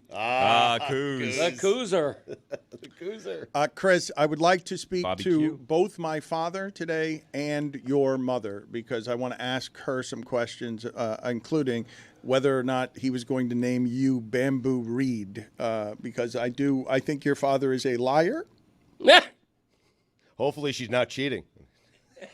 and I want some Might be the answers. day. I want some answers to that question as well because I really do think Greg Cody disrespected his union with a woman who is like, I'm not kidding when I say she is 1,000 times the Titan that he is.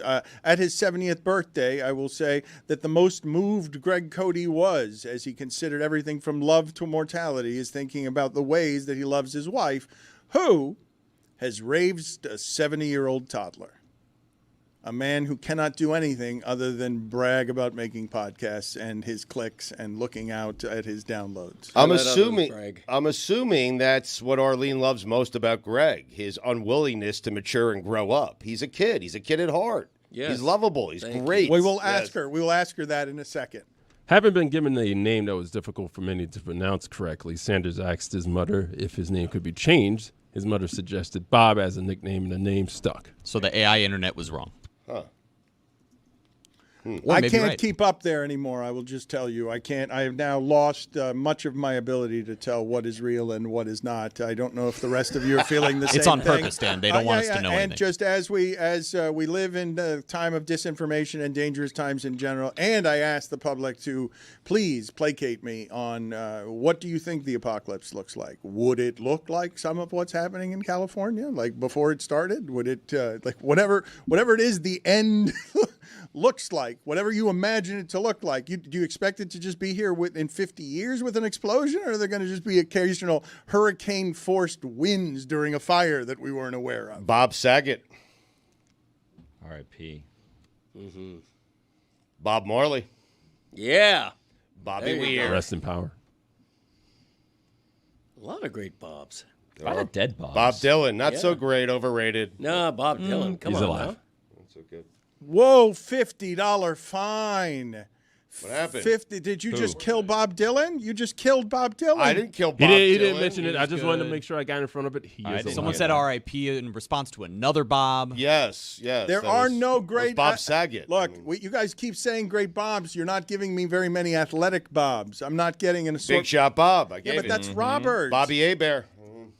Bob Cousy. Bob Clemente. Robert. Billy No, Gavian. that's Thank not. you. That's Robert. That doesn't get to be Bob. Well, they're all Robert. No, but yes, but Bob some- Sapp. MMA. I know who Bob Sapp I don't is. know. Bob Sapp. Bob. Well, I don't. There's no way. Louis, do me the favor, just so that Greg Cody can enjoy the visual reveal of me showing him what Bob Sapp looks like, because Bob Sapp is an international superstar for just being a giant physical specimen, beast of a man in here and Japan, who could not fight a lick, even though he was 350 pounds of bloated muscle and a bit of a superhero, and everyone would kick his ass in whatever it is the fighting sport was, but my God, he was terrifying walking to the ring. Famous only for being giant. Bob Sapp was not a Oh. great athlete. He Bap. was just someone named Bob. Okay. Bobby Fischer. Bobby Bonds. Bob Boone. Ricky Bobby. Bobby Abreu. SB Nation dove into this in 2012, guys. Really? And apparently, as of We're 2012, stealing? there had only been 1,884 athletes across the NFL, NBA, NHL, and NCAA ever that had gone primarily by the name Bob, not Robert or Bobby or Bob. But at the time in 2012, the only Bob in those sports was Bob Sanders. Wow. So something has been done already on the deep dive think piece on can Bobs be great athletes? No is the answer. If you're named Bob, you As of can't 13 be. years ago. Bob Gibson. Let's go to Bob Sura. Yeah, how Ooh, about Bob Gibson? Oh my God, he Right. had to face Teddy Ballgame. Yeah, damn right. Yes. Did he? No. Yes. I think Gibson came after Teddy Ballgame. How about didn't he? Bob Feller? I mean, Another Hall Oh, of Famer. that's a good one. That's a good The one. Indian, Bob. back when we called them Indians. Whoa, careful. yeah. Yeah. Oh, boy. We're going to call him. All right, hold on a We did. second. What Hold on He a was second. saying back when. Hold Back on a when. second. Different time. Hold Back when we wrapped on, presents. Hold on. And could say Merry Christmas. We've got a penalty, 5 minutes. Major asshole. 5 minutes. Wow. Wow. Major Oh, asshole. major. Let's not rewrite history. Bob Feller played for the Cleveland Indians. I'm sorry. All right, don't repeat yourself. You're right on Bob Feller. We will look up whether I've cross-contaminated generations here between Bob Gibson and Teddy Ballgame. You're going to have to leave, though. You're going to have to leave because what you did is deeply offensive to me. And you cannot... you can I will tell you, Stugotz, that in these modern times, I think the funniest moment since we left ESPN for me that I was not able to make fun of is we had a moment on our show where I said that somebody was sitting Indian style. And then, yeah, well, this is what happened back then. Yes, I said someone was sitting Indian style. And then to correct myself, because I got scared of it immediately, then I corrected it to something you'd write in fiction if you were trying to mock my ego-soaked ass. Native American style. And none of you noticed it. And no one corrected me, and we sped through the stop sign, and I was like, that's mortifying what just happened to me there. I was supposed to say crisscross applesauce, which I'm sorry, I feel ridiculous saying. We noticed. We just kept it moving. Well, you kept it moving well enough to avoid the problem we presently have, which is Greg Cody, who's feeling full of himself today, and should be, by the way. That first hour was a Greg Cody hour for all time, and furthermore, he came in today with a shocking announcement that he's got a back in my day, a fresh back in my day, out of nowhere, unannounced, hasn't done one of those, and I don't know how long it's been, unless it's for profit through one of his books. Well, it's Tuesday. I mean, He's right about that, Jack. We're in a dangerous place with your old man, Chris, in that he ages poorly in terms of saying that his wife, the lawyer or partner, should do his bags better. My mom is joining right now, by the way, so she should be here any second. She's not going to like what's about to be said here. Bob Gibson has faced 5 Teds. None of them were Ted Williams. But they did overlap. by years. They just never 2 faced each other. years. 2 years of overlap. All right. Yes. Thank you. I am held clinging to my own ignorance. That is how the sportsman ages right there. You just crisscross generations, 60s, 80s, what was it, 90s, 70s, I don't know. Teddy ball game, and then you point at your friend. That's how it happens. That's how the knowledge base of I used to collect baseball cards disintegrates. Occasionally, you get 2 points from Greg. Three of those years, by the way, he was in the military. So. Okay, thank you. Yeah, it's an amazing story. For those of you who want to know the legend of Teddy Ballgame, he, in his prime, went off to be a fighter pilot. It's kind of amazing. And then at the end, they cut his head off and put it in some sort of hyperbaric chamber, and it lives in ice. Yeah. Bob McAdoo. Yes. Bob Hairdo. Oh. No, my mother, back in my mother's day, women had, it was called a bob hairstyle.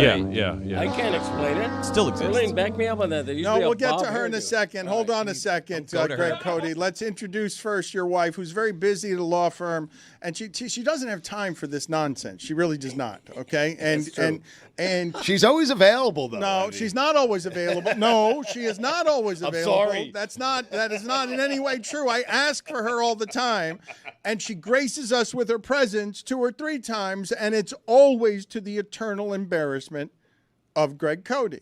So I have a number of different questions to ask you, Erlene. But when he goes Bob haircut there with the joke. Hairdo. That's a fine. Because it was off of Bob McAdoo. Right. Yeah, I want to know, okay, why she loves this man, a man she's had to take care of for 70 years. And the argument before you got here is, well, he's forever a kid, and she likes that he's immature, and he's always a kid, and he makes her laugh. Yes, I was saying that's probably what Arlene loves most about Greg Cody. You did say Arlene. You got her name wrong there. I let it Sorry. slide, and I That kept New it York moving accent. the last time. What's your name? It's an odd name. We It's can agree. Erlene is her Erlene, name. sorry. Yes, it's okay. We'll let it slide for now. Sorry, Arlene. Don't mean to mansplain to Arlene. It's not Arlene. Sorry. It's Sty, it's Stu, what the hell, right? Whatever. It's his longtime love and a man who takes care of this old man. And the question I want to pose to you, among many, is how is his sense of humor aging at home? Because I found that his Bob joke is lazy even by his standards, that he is getting lazier and lazier on funny with age at home. Yeah, I think he goes to the, the one that he can just like pull out of it, that he's always said over and over again, like, but don't bump kind of jokes. Yeah, agreed. Like he'll just put the name Al in front of something that doesn't. Yeah, just to make us all go, here we go again. I mean, I would like a little I would like a little fresher humor. I agree. A quick parenthesis here. I just Googled the phrase Bob hairdo. Right. And photos come up of a Bob hairdo. That's right. That wasn't lazy. I wasn't making that up. No, there is a Bob hairdo. That is correct. Okay, so why is that lazy? There used to be a big... It's Bob hairdo. Mm-hmm. The Bob. It's not a name. It's a thing. Yeah. Arlene, when you came on, the reason I started there is when you came on, you made a face like you smelled something bad. Like, there's my husband out in public making one of those stinker jokes of his, not trying very hard. And I saw something, if not shame, it was not love on your face. Oh, there's always love there.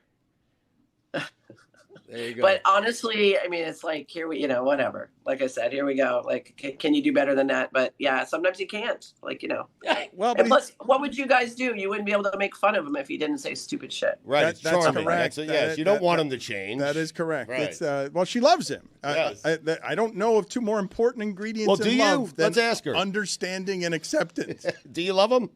Yes, of course she loves him. Of course. Okay, just making sure. She went kind of high with her voice there. Yeah, though. that was the lie. I have a head cold. Give me Not wait, even wait, a wait. Head cold. It's going around this time of year. It Lee. really is. I have I gave it to I have a number of questions. Baby. Is what you And the love head most cold, too. about him that he's a kid at heart?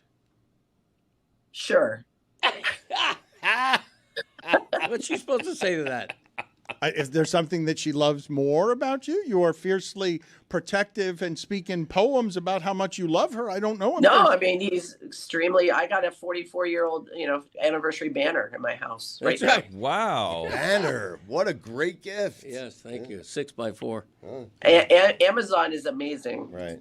It really Yeah. is. $12.99. That's you a wrap lot it? of banner for $10. Did you wrap it? No, I displayed it for her. I put it up banner style. Well, what I'm trying to figure out is what's the over under of when we can take it down. But that's just, It's a great question. March. It is a great question. How long is too long for the thoughtful gift that Yeah. is a testament to Greg Cody's love, all $12.99 of it? Yeah. Wants to be celebrated like Cleopatra around his house because he got a banner for $12.99. That's correct. When was the anniversary?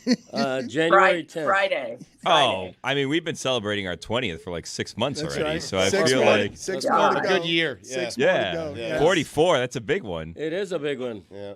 Do it to Thanks your a lot. satisfied. Yeah. I wasn't looking for that kind of support. I was like hoping that it was that the deadline. I think the deadline is 1 week. That's my thing. Okay. Mom, Dad was saying earlier that you're going too much to the gift bag around holiday time, not wrapping enough gifts like in the old days. Okay, that's because he wraps 10 gifts and I wrap 200 gifts. Oh. Okay. You don't wrap So- gifts. You put them in bags. I mean, honestly. I don't look, think you're not anybody cares perfect. about that except Right. you. I'm revealing Nobody a cares. minor imperfection in your demeanor. If Greg You know? gave you the opportunity to cheat on him once a month in exchange for wrapping all the gifts perfectly, would you take that Well, deal? hold on a second. Wait a There's minute. context here. Once a month. Yeah, We hold also on. started Hold with on. one. That So was just one. presented poorly. Erlene. That was the part that was presented poorly? Erlene, yeah. Wait, so- Can you guys please stop disrespecting their We're union not. this way? We're not. We're No, not. we're We're not. asking questions. Yeah, we're just exactly chewing up some loose ends here. So, Arlene, this is what happened. Someone likened the way that you wrap gifts by putting it in bags to cheating and potential infidelity. So then we naturally ask Greg, well, if you had to choose, Arlene wraps everything. We didn't Someone, do that. someone. Everyone but Dan. So what we didn't did do was that. we asked Somebody did it. him Somebody. if you could choose one form of infidelity versus the other, either cheating in the wrapping gifts or cheating once a year, which would you prefer? And what did he pick? Well, it's up to you. He You're said the it was one. he said it was a good question. Yeah, he said I it was a want good nothing to do question. with this. I want nothing to do with this. I didn't pick Honestly, anything. I can't give up the gift bag. I'm sorry. See, loyal marriage. I love it. It's a good wife. Shortcut. It's okay. So you'd rather her cheat on you? You know, She's not cheating. And by the way, I wrap more than 10 gifts. Thank you very much. All right, 12. Yeah. And I bow them as well. Nobody cares about the bow. Larry I care Boa. about the bow. Stick on the bow. Bowing it. David All right, Bowie. well- What? Jim Riddick Bowe, Bowe. Is that sure. it? Hey! Thank you. What? Anything No. else? Yes, Yeah, we I've got one more question and only one, but I really do just want to understand because I don't understand how we've gotten so comfortable with Greg Cody in general that we're just doing the show, and at some point he just shouts across the room in some way that no one notices, "Do it till you're satisfied." Exactly. Right. And I'm like, no one's going to comment on that. Why did he just shout into the din, "Do it till you're satisfied"? Do what till you're satisfied? It's an all-purpose. Here comes the cough. It's that kind of thing. You know. What do you mean, do it It's till you're because he can't think of satisfied? anything else Oh, to say. It's it's one like- of the top 10. This Right, is where that's you've what got lazy as your humor, No, though. Do it's it not till you're lazy. satisfied had nothing to do with what we were talking about. It has everything to do with what we're talking about. The last question I want to ask you, Arlene, is were you ever considering or was it ever brought to you that Wait, Greg time out. It's Erlene. It should be an open-ended question. You shouldn't say it was the name. You should say to her, what was the name that Greg wanted to name Christopher all right, that you know what? objected to? That is an excellent. Thank you. She may not remember. It's been a while. Okay, no, but you know what, Greg? I'm going to allow you because I'd be stunned if you were telling the truth on this. Please get it right like an old-timey game show. Please get your wife to answer correctly without you telling her. Ask the question you like to get the response that will make you correct. Okay, if she remembers it. When you were pregnant with Christopher and we were dreaming up possible names, I came up with, we were going through the usual suspect of names. I came up with a rather unusual name that you vetoed. Do you remember what that name was? Is that when you were on the LSD? Is that when that was happening? Yeah. Please. Come on. No, that was well after that. You don't remember? Oh, do you mean the bamboo reed thing? Oh my God! Yes! Upset! Yes! Yes! Bamboo Reed! Oh my God!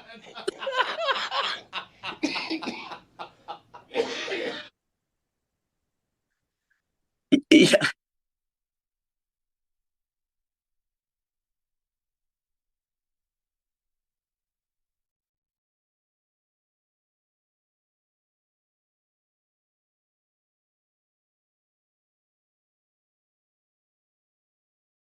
Living single elimination tournament that pushes the peak male form to high water marks year after year against the game's very best. All with the hope that you and your brothers in combat can rise above all others in one unified voice. Declare yourselves champion. That is why, with every fiber of our being, we love the playoffs. When the best play, trenches face to face, sacrifice life and live for the Lombardi. If there's a way, Stafford turns it all around. It would have to be LA, it would have to be McVay. What'd you say? Tom Brady, always down. Could he turn it all around now? Turn it all around now. Wipes the blood from his lip. Holy shit, he's gonna do it all again, do it all again. It's time for the playoffs. So grab a beer, I hope it's Miller Lite. It's time for the playoffs, the playoffs. It's time for the good stuff, where every game comes down to guys who kick. It's time for the playoffs, the playoffs, the playoffs. Ah, the playoffs. Hot goalies, playoff beards, and Lord Stanley. No, Roy, I'm not talking about ice hockey. I'm talking about the NFL playoffs, the gridiron, win or go home, the ultimate postseason tournament. Here, let me show you. Big Ben's last game, Kyler's feeling shame, upsets in Green Bay and in Tennessee. There's just no way Prescott's going to the ground. He slid 1 second too late, and they don't have a timeout. Josh Allen, Pat Mahomes, Arrowhead, become personal playgrounds. Too much time, 13 ticks. Holy shit, he's gonna do it all again, do it all again. It's time for the playoffs. So grab a beer, I hope it's Miller Lite. It's time for the playoffs, the playoffs. It's time for the good stuff, where every game comes down to guys who kick.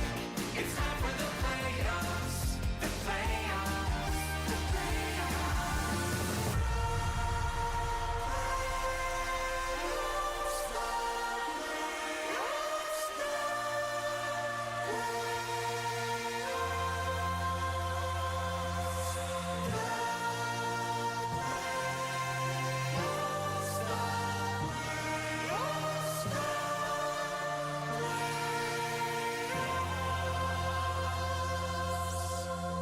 The playoffs sometimes mean having to say goodbye, even if you're not ready. Careers wind to an end, mantles taken, last chapter's written. But stars emerge to write new, exciting stories. For every door that closes, a new one opens. For every immunized quarterback that falls short, there's a young hotshot ready to take his place. There's nothing quite like playoffs, the playoffs. Heavy is the head that wears the crown. I'm talking about the greatest of all time. He can turn it around in just one play.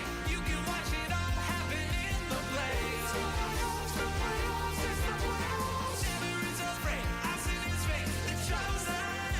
I'm talking about Evan McPherson. It's time for the playoffs. It's the playoffs, the playoffs, it's the playoffs.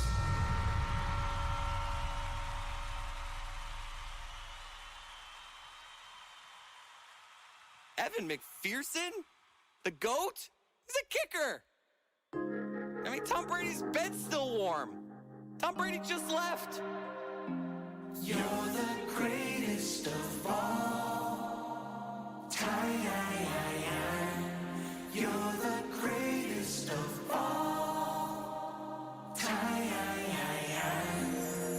He's beautiful in every way. It's out of control. He throws the ball most accurately and won 7 rings. So good at quarterbacking, he's meant to our decade teams. A 6th-round draft pick with a chip on his shoulder and a dimple on his chin. You're the greatest of all time. You're the greatest of all time.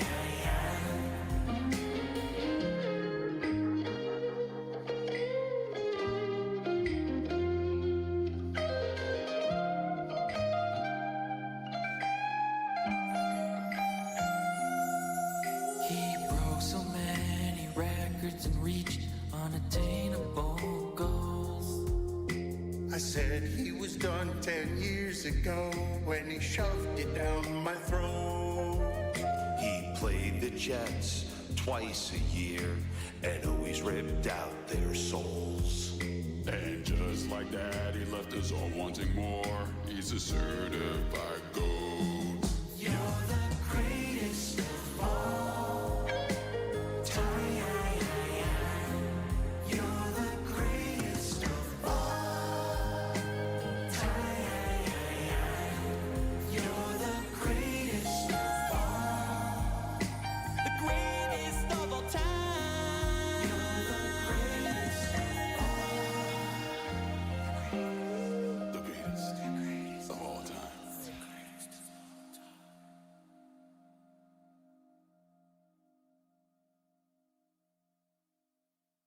Huzzah! After an incredible season, the big game is finally here. Ugh, have fun. I don't even care who's in the big game, unless it's my Steelers. Come on, Jess. A game they call Super and a town they call Tinsel await. Which oversized behemoths will control the trenches? Which variety of barley wheat lager will woo the consumer? Which 90s rapper will solicit the most yearning nostalgia? There's oh so much to decide.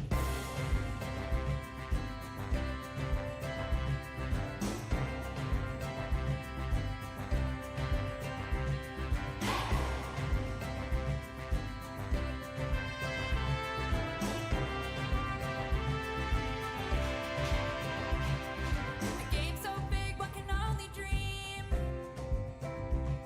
of the brightest light shining on your team. But if my team's not there, why even go? With no one to cheer on, I don't get the show. Oh, tell me, you got the reasons. You got the reasons. Take me there. Take me there. Just take me there. The Super Bowl, the Super Bowl, the Super Bowl, the Super Bowl, the Super Bowl, the Super Bowl, the Super Bowl, the Super Bowl. I hope you're starting to see the light. Regardless of who's in it, it's a spectacle. I think I'm starting to come around. Like, for instance, Everybody wagering on a team. Chris Collinsworth sliding into your screen. I was too caught up in being a fan instead of just shotgunning beers and betting the Rams. Oh, tell me, you got more reasons. You got more reasons. Take me there. Take me there. Just take me there. The Super Bowl, the Super Bowl, the Super Bowl, the Super Bowl, the Super Bowl, the Super Bowl, the Super Bowl, the Super Bowl.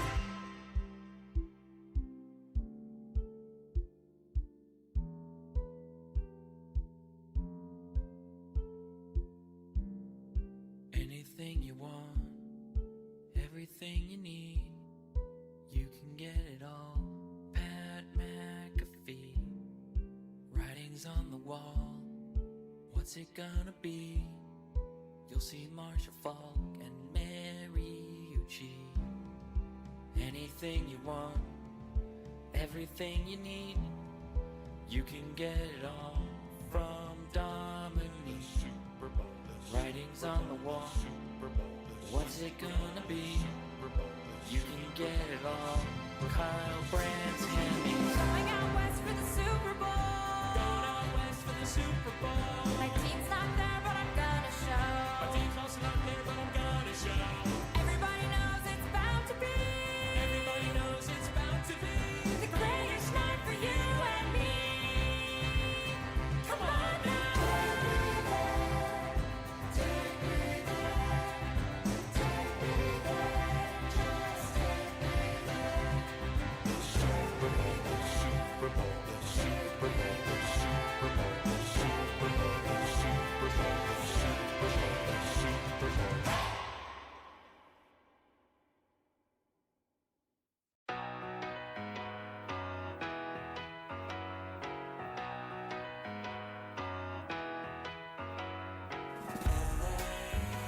spend all night out in Venice. Then make castles in the sand. Santa Monica's calling, but I'm here to cover the Rams. I'll stay in and avoid chateaus. If I booze, then I'm on Skid Row. Just one drink to begin, not like that's a big sin. Just one beer, then we're gonna go to the Super Bowl. Now, Mike, you know we're here to cover the big game. It's a time to be professional and avoid all the temptations the City of Angels may have to offer. Ain't that right, Jess and Kate? That's right. We're just here to ask quirky questions to grown men wearing their full uniforms without pads in a convention hall. Oh my God, is that George Clooney? It is! Baby wants scotch at the Roxy. Come on now! One shot at whiskey a go-go. There we go! Now we're drinking to unemployed temptations, but a job to do. Professionals with a drink or two. Just a thimble of gin, and then I'll be locked in. After gin, then we're gonna go to the Super Bowl. To the Super Bowl. Super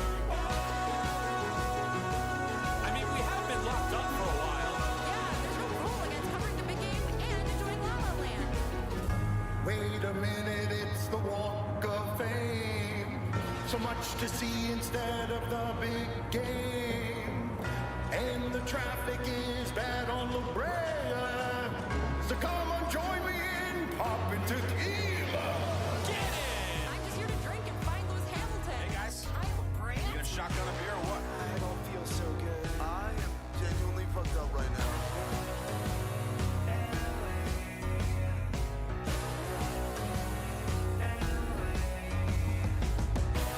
To the Super Bowl. To the Super Bowl. Super Bowl.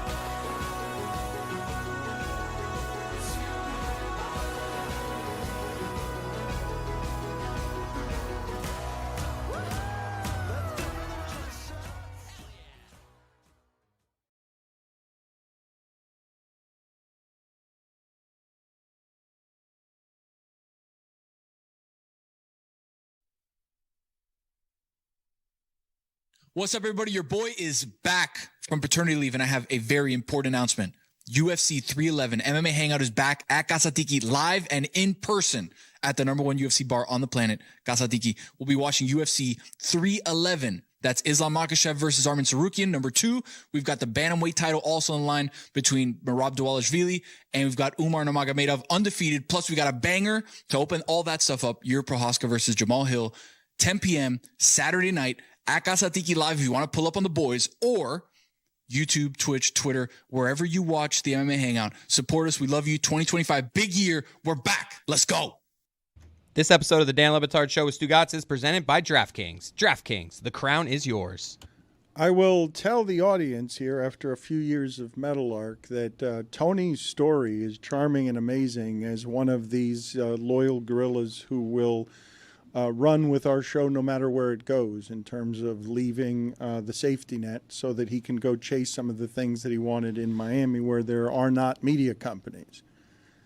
Tony has hustled his way into something with those MMA hangouts that he's doing, where a lot of people are gathering. They are getting popular. Sponsors are around him, and he's doing it till he's satisfied.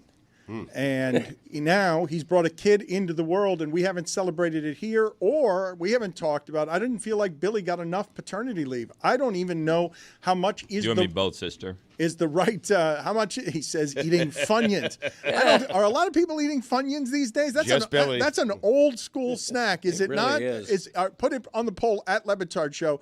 Are Funyuns still popular? I loved Funyuns, but I haven't had one since I was 17. Did you love Funyuns at 11 a.m. in the morning? Well, I was going to say, not many people are eating Funyuns at 10:44 a.m. I ate one of my daughter's snacks the other day that I used to crush when I was a kid. The fruit roll-up just doesn't slap the same as when you were They've younger. changed the fruit roll-up, and we don't need to get into that today because we'll be on that for a while. I want to get to a number of things with you, including Funyuns.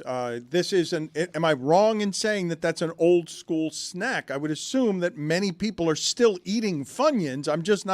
I'm not used to seeing what I just saw. Not at 11 a.m., not at any time. Well, I mean, here's the weird thing. I'm not a fan of onions. I had an incident, but Funyuns I'm still good with. Funyuns are the fun onion. You know what I mean? I'm pretty sure that's why it's called Funyuns, right? Sure. Yeah, so they did it before you, Chris. I love Funyuns because they're super salty and super crunchy, which is what I love in a snack. Put it on the poll at Le Batard Show. Did you know Funyuns was short for fun onions? I don't know that is so. What else would it be short for? I just thought it was a fun way of saying Funyun. onions. Yeah, Funyuns. Funyuns. Yeah, and they're like onion rings. You know, onion rings. Have you heard of onion rings? Yeah, delicious. Onion rings I are love like onion rings. Are one of the most underrated of all of the snacks. Yes. In general, I would make onion rings a Hall of Famer for underrated, criminally underrated. I don't know if it's a snack or if it's a loose end or what I would call it, an appetizer. I like this, though, a Hall of Fame for the underrated. This is great. But they're also on the all don't travel team. They don't travel well. No. It's not a good thing to get to go. Yeah, they got to be thin as well.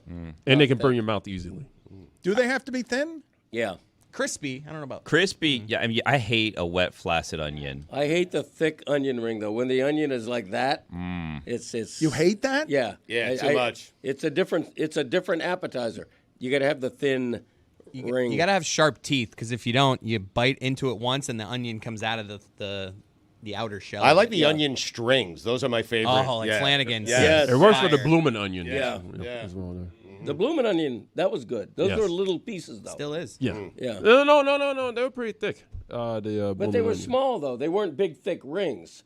They weren't rings. Yeah, no. they were like petals. Yeah, flower they were petals. petals. Exactly. Well, it's blooming. Of a beautiful flower. That's That's right. right, That's exactly. right. Yes, a fried That's right. flower. Yes, a fried flower. My favorite kind. My most romantic kind of flower.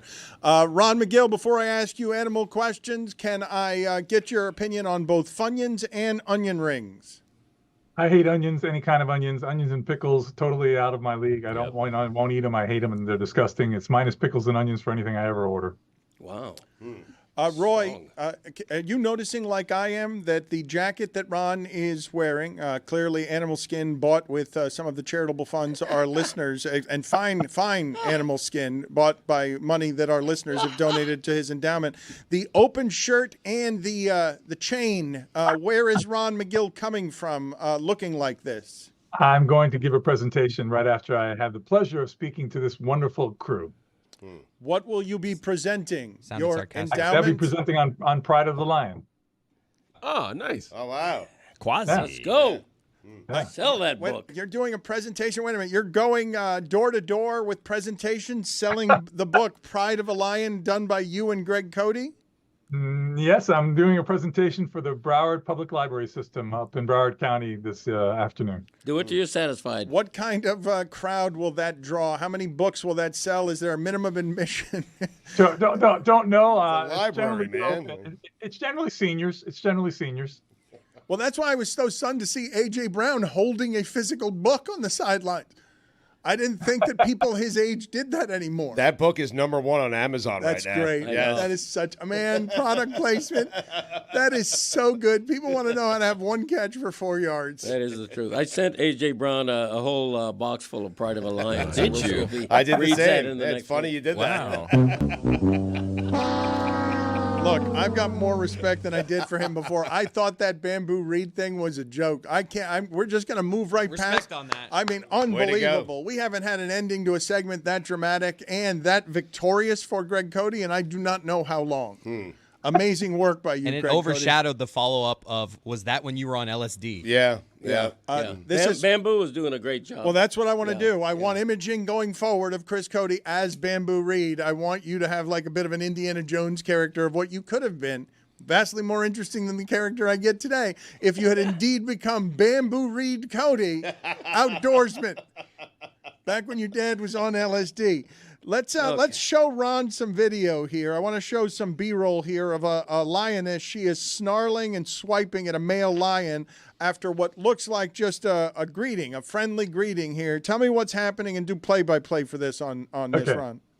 This female lioness is trying to get the lion's attention. This is actually her way of getting attention. She wants to be bred, actually. See how she's raising her tail, raising herself, putting right in front of him like that? She's kind of getting his attention. She'll probably end up coming back again. But this is just basically they're kind of a little bit of a foreplay thing. And, the female basically runs the show when it's that situation going on. Once she's in the total peak of her heat, they'll breed every 20 minutes for about 3 days. Whoa. Wow, baby. Wait a minute. Yeah, man. What is the, and not insect kingdom, but what is the most prodigious of the animal kingdom in this regard in terms of appetite? The Shaw's Jerd. It's a little rodent. It looks like a gerbil. Does it about every 20 seconds. Do it till you're satisfied. Yeah, and often. But never, never satisfied. But not exactly because in that 20-second interval, it has to have a few seconds for recovery. So it's a very quick thing. I mean, it's Yeah, same with me. It's not something that maybe some of you guys are used to, but.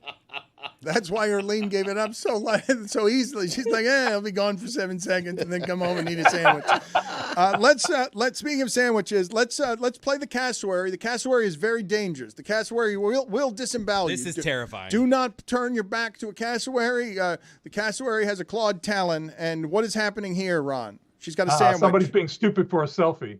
I don't know what she was doing there, but if that She's got a sandwich. She's got a sandwich, and the cassowary. Oh, okay. Well, this is a problem with people probably feeding this cassowary on this beach, and this cassowary now associates people with food and is looking for the food. And this woman's running away, and the cassowary is going after her because he wants the sandwich. And they all think it's cute until somebody gets disemboweled. What would you recommend, though, if I'm on the beach with my wife and I see a cassowary? Like, do I throw my sandwich far away from me? Yes, exactly, Chris. That is feeding it, technically. Well, it is, but you're already the point of no return. Okay, so this is a situation where now you've either, this cassowary's already been acclimated to associating people with food. Damage has already been done. Now you're in a situation where you got to protect yourself, get the animal away from you. Ron, is that related to the ostrich? It's got to be, right?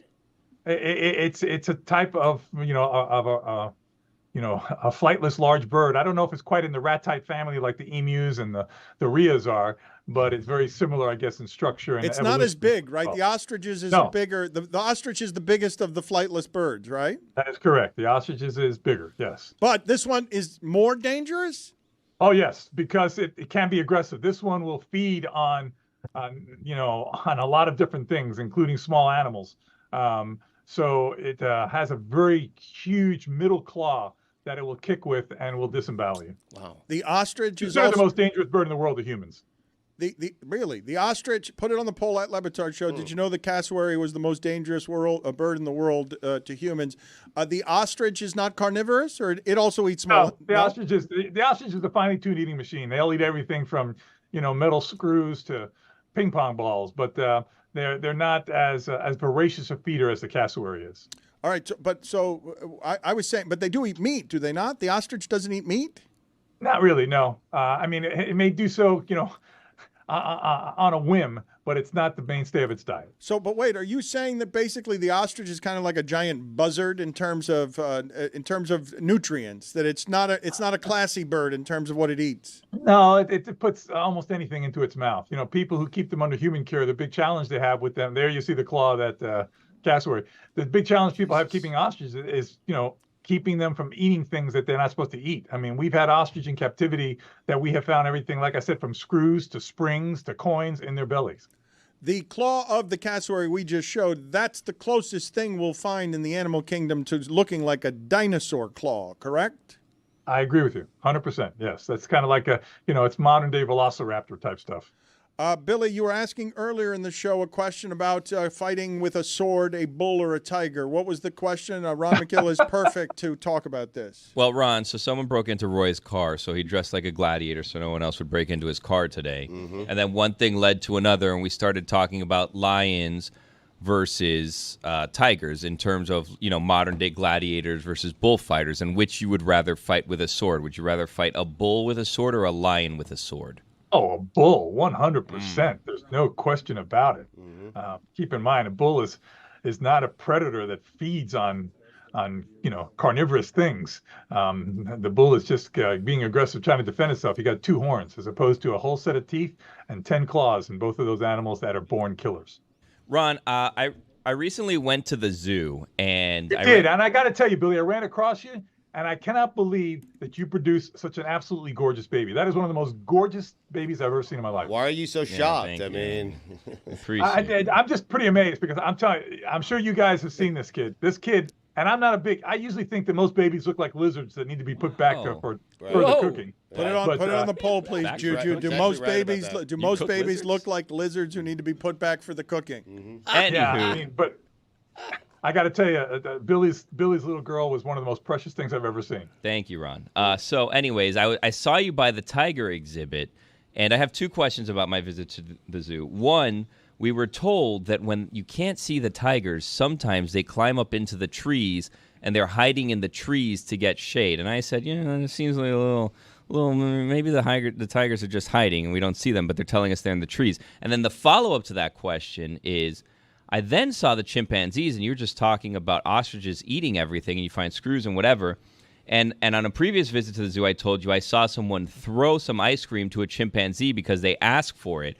And I noticed this time when I saw the chimpanzees, there's now a speaker with Ron McGill's voice blasting, saying, "Do not throw anything to the chimpanzees, or we will prosecute you, and you will be prosecuted to the fullest extent of the law," in both English and Spanish on a nonstop loop. Is that good for the mental health of these chimpanzees, hearing your voice over and over and over again?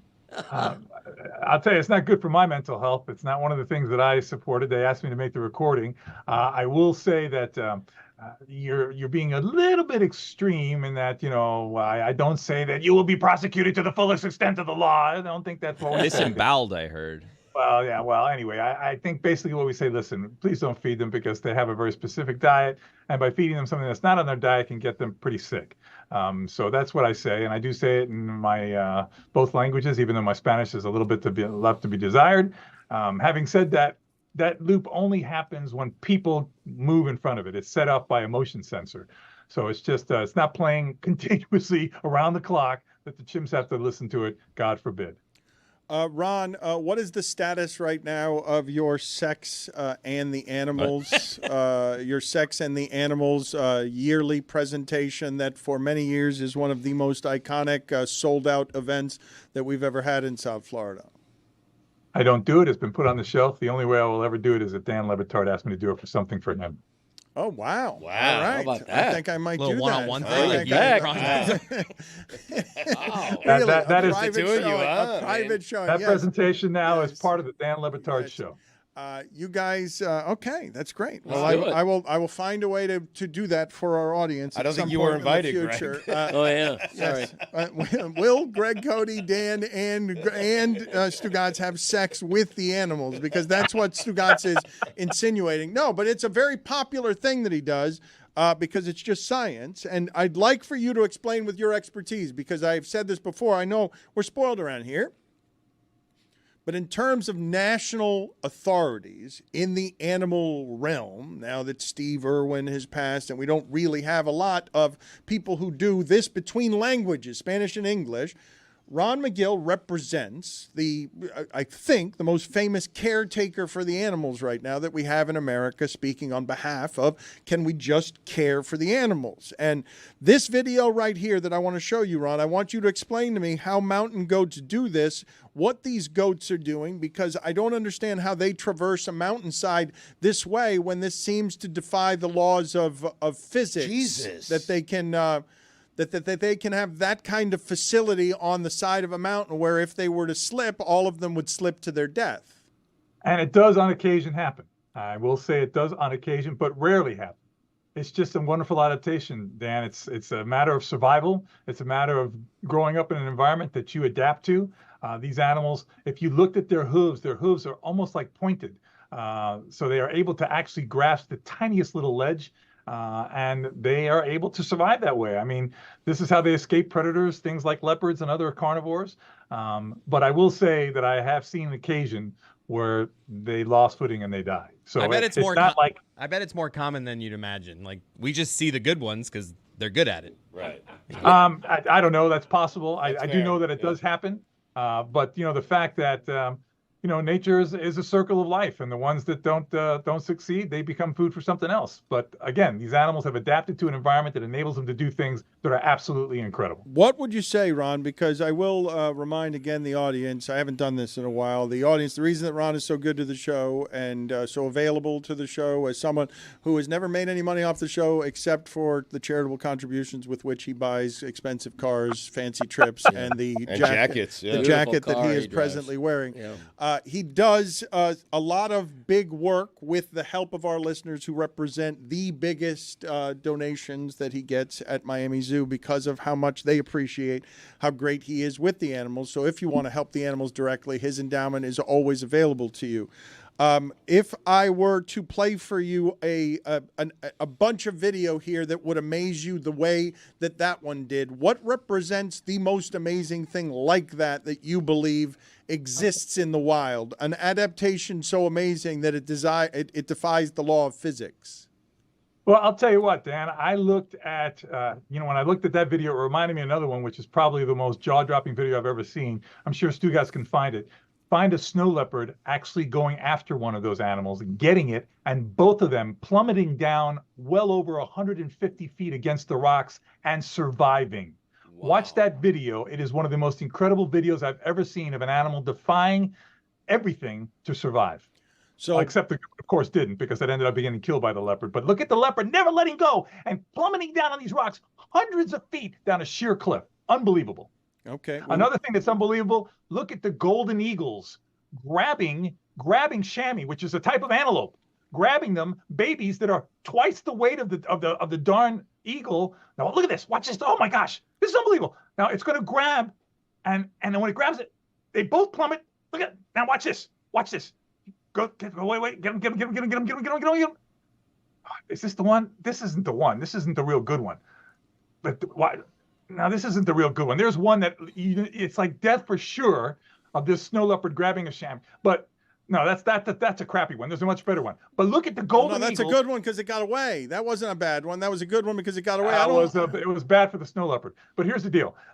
Look at the golden eagle. Man. All right, Stugotz is watching it by himself. He's not helping anybody. He's doing his own. It's unbelievable. Right, but that's not helping anybody, Stugotz. You're doing your own. I mean, he asked me to look it up. Yeah, but you're doing your own private show, Stugotz. And then look at a golden eagle grabbing the video. A golden eagle grabbing an antelope. And then it's too big for the golden eagle just to kill the antelope. So what does it do? It grabs it. It weighs more than the eagle, flies way up in the air, and then drops it to its death so it can eat it. It's unbelievable stuff. All right, we are looking for it, and now is this the video? Oh, here it is. Here it is. Hold on. Okay, this is the one right watch here. It. Look at this. Watch it. It's unbelievable. Watch this. Goes across the cliff, grabs it, and then look at this. Look at this, Dan. Holy shit! Oh, this doesn't seem well thought out. It's not over. It's not over. It's not over. It's not over. Watch this. It's not over, brother. Boom, boom, oh, boom. Wow. You're saying this as if this was the plan. It seems like this thing was trying to catch the food and just started falling down a mountain. God. I mean, this is unbelievable. And he doesn't let it go. Come on, Dan. Come on. No, it is amazing. I'm not going to dispute that. I'm just, it's beyond amazing. It's beyond amazing. All right, don't yell at me. I don't. I just get so excited when I see this stuff. If I had a hamburger, in my hand and I'm going down that mountain, I'm holding onto that hamburger, Ron. It's not that impressive. I mean, geez, what are we talking about? Well, okay. What do I have to say so you're sufficiently satisfied? Do it until you're satisfied. Watch this. Grabbing the chamois. I'm glad you guys find this stuff. And then it takes it up in the air. It flies with this thing. It flies with it. Look at this. And then it'll take it to its death. Oh, my God. Yeah, that's horrifying for that poor thing. Dan, this is unbelievable stuff. Yeah. This is ouch. Wow. Oh, Jesus. That is a gruesome death. Just took that thing, threw it to its death. I didn't like that video. That is horrible. That's a snuff film you just showed us. Wow. This is irresponsible what we're doing. I like the animal videos where the animals get away. I like the iguana running across 1,000 snakes in the desert. Not how nature works, Dan. Everything's got to eat, Dan. Right. And you got to think of how incredible animals are to adapt to get their food. Yeah. Yes. Okay. Yep. Look, I am not. And it's not how nature. It's not how nature works. All right. Listen to me. Anything can happen. Okay. Listen to me. I'm well aware the wild is terribly cruel. More cruel than I could possibly imagine. Show me the videos where the iguana gets away from. Beautiful. Hey, listen, the bottom line is wildlife is amazing, whichever way you look at it. That is correct. I prefer it alive, though. So let's play for Ron McGill here, the last video of the day. Explain to me what a service dog is doing here in the paying of groceries, because I know Greg Cody has lamented service dogs as if they're not useful, comfort animals. Here's a service dog learning something I did not know that service dogs knew how to do, which is pay cash money or pay credit card for a purchase at a grocery store. Is this stupid pet tricks or is this a real thing? It's basically stupid pet tricks. The dog's been taught to take something that the owner gives it and to present it to someone else. I'm sorry, Ron. Let me interrupt you for a second. Greg muttered something drunk into the microphone because he's starved for 2 hours and is kind of bored. What were you saying, Greg? I'm just remarking that you could shortchange a dog and it wouldn't know the difference. I mean that. And you are correct, Greg. You're right. Yep. You are correct. Thank you. That dog has been trained Perfect. to give whatever the owner gives it to the person, and whatever the person gives back to the owner. Exactly. It's not counting the change. Why would you not say that loud enough for all of us to enjoy it? Why would you slur it bored I want to into cut the up microphone? how he said it originally. Play it back for it. Please do that for me. Just go somewhere. Slurred. Look, at the end of this segment, I want nothing but a gladiator in the room. Nothing but a gladiator. I want you to go cut up for me what Greg Cody asked as a question. So bored is he by the daily doing of our show that he's gassed by the third hour of doing I it. mean, it's back-to-back days for Greg. Really? It is. Seriously. So- Thank you. Look, Travis Kelce says this is the toughest job in the world. Greg Cody does no longer have the stamina for what this requires weekly, every day. And by now, of 2 consecutive days, he's usually fading. We will find that sound, and we will play that sound for you in a second. But I'm hearing from the team back there that you can't even make anything out. No. I'm about to Okay. hear the Doesn't audio. matter. Want you to hear don't, it. you don't Yes. understand. Okay, listen to me. I want everyone to know what the frustration of my General Tuesdays are. He's had nothing since shouting into a crowd, "Do it till you're satisfied." He's run out of material since then. And look at him, drinking vigorously from the cup of satisfaction. What about that kind of thing? Mm-hmm. And the bobs. Attributed that. Right. And the bob hairdo. It was all before that. You had a spree. You had a hot streak. We fed you the ball. You took 7 straight shots. You nailed all of them. You haven't listened since. Hey, guy turned into that guy. That wasn't Right. you. It was a long time ago. He's done his work for the day. I have. I really have. And he has it back in my day. I heard he has one. Yeah, it's Tuesday. Of course, it's Tuesday. You know what, Ron? I've got no more questions for you. You've got to run to this presentation. Would you like to be here for a Greg Cody back in my day? We're about to unveil. He's got to run, man. The first fresh Greg Cody back in my day, and I'm going to say about 8 months. Maybe more than that. Maybe more I've got to than hear that. it. No, I'm staying. Those people can wait. Wow. Okay, Wow. excellent. He's coughing here at the beginning of it. Are you okay? Are you ready to do this, Greg? We'll see. All right. And now, it is time to take a trip down memory lane. Here's your guide, Greg Cody, with Back in My Day. Cruise ships. Okay, first a quick disclaimer. More like a preemptive strike. Way back in 2019, I did a Back in My Day about theme cruises, which are awful. Now, I'm here to talk about an even bigger and more pervasive trend in the cruise industry. If you've seen any of the many TV ads for cruises lately, you know what I'm talking about. It's all about the action and excitement now. You see any of these ads? Just watching them makes me exhausted. People dive bombing feet first down terrifying vertical water flumes, bungee jumping out over the ocean, surfing simulators, tidal waves, indoor skydiving, scaling a rock, zip lines. What am I, in a Marine boot camp? I didn't sign up for a thrill ride. I don't want to compete. I want to relax on my cruise. Get my money's worth on the drink card and doze on the deck in a chaise lounge with a dog-eared paperback on my lap, preferably Pride of a Lion. Can't even do that. Nowadays, the decks are a raucous boulevard with serpentining conga lines of dancers and Carmen Miranda hats and ping pong tables. Tell me the genius who thought that up. A ping pong ball weighs less than 1/10 of an ounce versus gale force ocean wind. You can't relax anymore on a cruise deck because the ship has jogging trails as health nuts who forgot they were on vacation are huffing it past, constantly checking their smartwatch to see if they're on pace. On pace for what? To be a more fit corpse? And why are there gyms on cruise ships in the first place? It's an oxymoron. It's like having a cocktail lounge in a synagogue. I don't need a gym to work out. I'm doing 12-ounce curls with a Miller Lite bottle. You won't catch Greg Cody doing anything more strenuous on a cruise than playing a couple of holes of mini golf, watching my wife lose at bingo, getting annoyed during some trivia contest, or praying at the roulette wheel. One other thing, it's not a Broadway or a Cirque du Soleil. I'm on a big, slow boat. I don't need a concert or a show production. Just give me an open buffet and a bar every 25 feet. Make cruise ships dull again. I'm Greg Cody, and that's how it was back in my day. So hold on a second, Greg, and a very worthy return. You're saying that a gym in a cruise ship is like a cocktail bar in a synagogue. Yeah, cocktail lounge, I believe I said. A cocktail lounge, an important distinction because it's a funnier word, Right. lounge, Yeah. cocktail bar, not as funny Yeah. as Right. This is a prideful word thing of Yeah, that sure. It's tough to do it every Yeah. week, which is why we get them once every 8 months. Right, yeah, 8 or 9 months, yeah. Are you guys in agreement with that? Every gym I've ever gone to on a cruise ship is filled with people. I know. I didn't know they had a gym.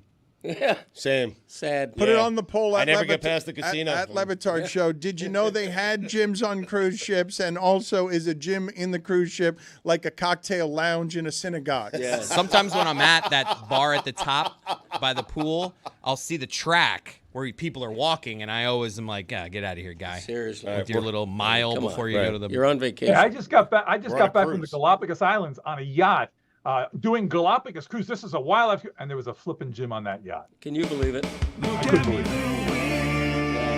Is this another one of these paid-for trips that you've embezzled from the endowment? Absolutely. Tell me more, because you haven't been around for a couple of weeks because you've been in the Galapagos. What have you been doing? Another amazing trip. Ron McGill sees the world while wearing fancy leather jackets? I'm going back to the Galapagos in May and then to Australia in June. Nice. All right. Thank you, Ron. Good seeing you. See you, Ron. Good seeing you too, Appreciate man. it. Take care. Always Bye. good seeing you. And thank you, as always, to our listeners. That segment never gets old. It really doesn't. I don't understand how it never gets old, but it never gets old because there's always new stories to talk about with him. I'm very happy about the return of Back in My Day. I'm very happy and thrilled that our audience has supported these books so much. I will say that it is a great career honor for our show, for the audience, to respect the written word enough to make books successful. The Pride of a Lion is wildly successful for a small local publisher that continues to publish multiple Greg Cody books because it's profitable to publish Greg Cody books if the people from our world are involved in them, like Ron McGill and Stugotz, and the listeners can support those things. Yep. Greg, do you have a third book on the horizon, or fourth book, I should say? Yeah, counting Fins at 50, which I don't really count. Because you didn't sell it through the show. If you Yeah. had, you would Oh, count it. Exactly, yes. They've approached me about another book. Nice. Yeah, I'm thinking about Look it. at you. Yeah. My plate's a little full right now, but we'll see. I like that Jeremy continues to take chances by trying to make songs quickly. We will go to a new collection of music from Jeremy in a second. But as it relates to just Ron McGill in general and everything he's doing with and for the animals and Pride of a Lion, you guys are very happy with your book sales, correct? Like, are we done selling books? Are we? How does this We're work? never done Are selling you going to books, I tell mean. Are you going to tell the audience at some point what it has done for you, other than get you more publishing deals? Like, are you going to thank the audience for supporting the projects? I mean, I will thank the audience to the end of the earth. They've made all the books successful, including Stugotz's book, personal record book. The great thing about books is that they age well. You put out a book, and it really never gets old. People are reading it all the time, right? It's a great bathroom book. It is. It's a book. It is the perfect size. Back in my day is easy reading Great. in the bathroom. What I have learned about the book industry, Dan, and books in general, is you're never done selling your book. You're never done with it. And so Father's Day is right around the corner, and that's a whole new revenue stream for it me is. and Greg on the That's- same I think book. that's Yeah. how everyone Right. thinks of Yes. Father's Day. It's the most romantic way to think of it, as a whole nother revenue stream. That is the way to think of fatherhood, parenting in general. Chris, I've been watching here. Billy had to run. Billy's hair's on fire all the time. He's always producing. And so he had to go do Underdogs. And he ran out of the room. Yep. And you have been working in the shadows with Stugotz, concocting. I can see you guys working while we do a live show. You've been trying to find this sound that Greg Cody made. And I've worked with you guys long enough, and we can communicate without talking well enough, that you guys are disappointed by the sound. I can tell that it's not good enough to get us the punctuation we need on this segment. But even not having heard it, right? The part that I want to reveal to the audience is Greg Cody is a professional broadcaster who at this point in his career is largely bored with what we're doing around here. And he doesn't have much stamina for what we're doing. So after 2 hours where he's really been the star and wonderful, like this has been an epic Greg Cody Tuesday. Yep. Epic. An old school Greg Cody That's Tuesday. a fine, man. A Venmo fine. It's double on Tuesdays with Greg here. You know what? You're Yes, right. I've got to figure out. I've got to. You're right. I do. I owe. Find the Venmo penalty. Tell me what it is. And no, you got to do it now. I'll find it. You got to. We got to get the payment now. We can't just get the payoff. A mistake is $1. Yeah, It's it's not a mistake though. It's Mistake? not just. I called him Ed Cody, and that's a mistake on a name. It's a mistake on. What is the Venmo fine bucket? What are the costs? The Venmo fine bucket chart: $1 for a mistake, $2 for a cough or phlegm into the mic, $3 for pestering, $5 for tone, $7 not listening, $10 phone interruption, $50 if you kill someone. Fines are doubled on Tuesdays. Only applies to Greg Cody. Technically, you killed Greg and made him Ed. So I didn't kill him. He could have lived somewhere else in witness protection as Ed.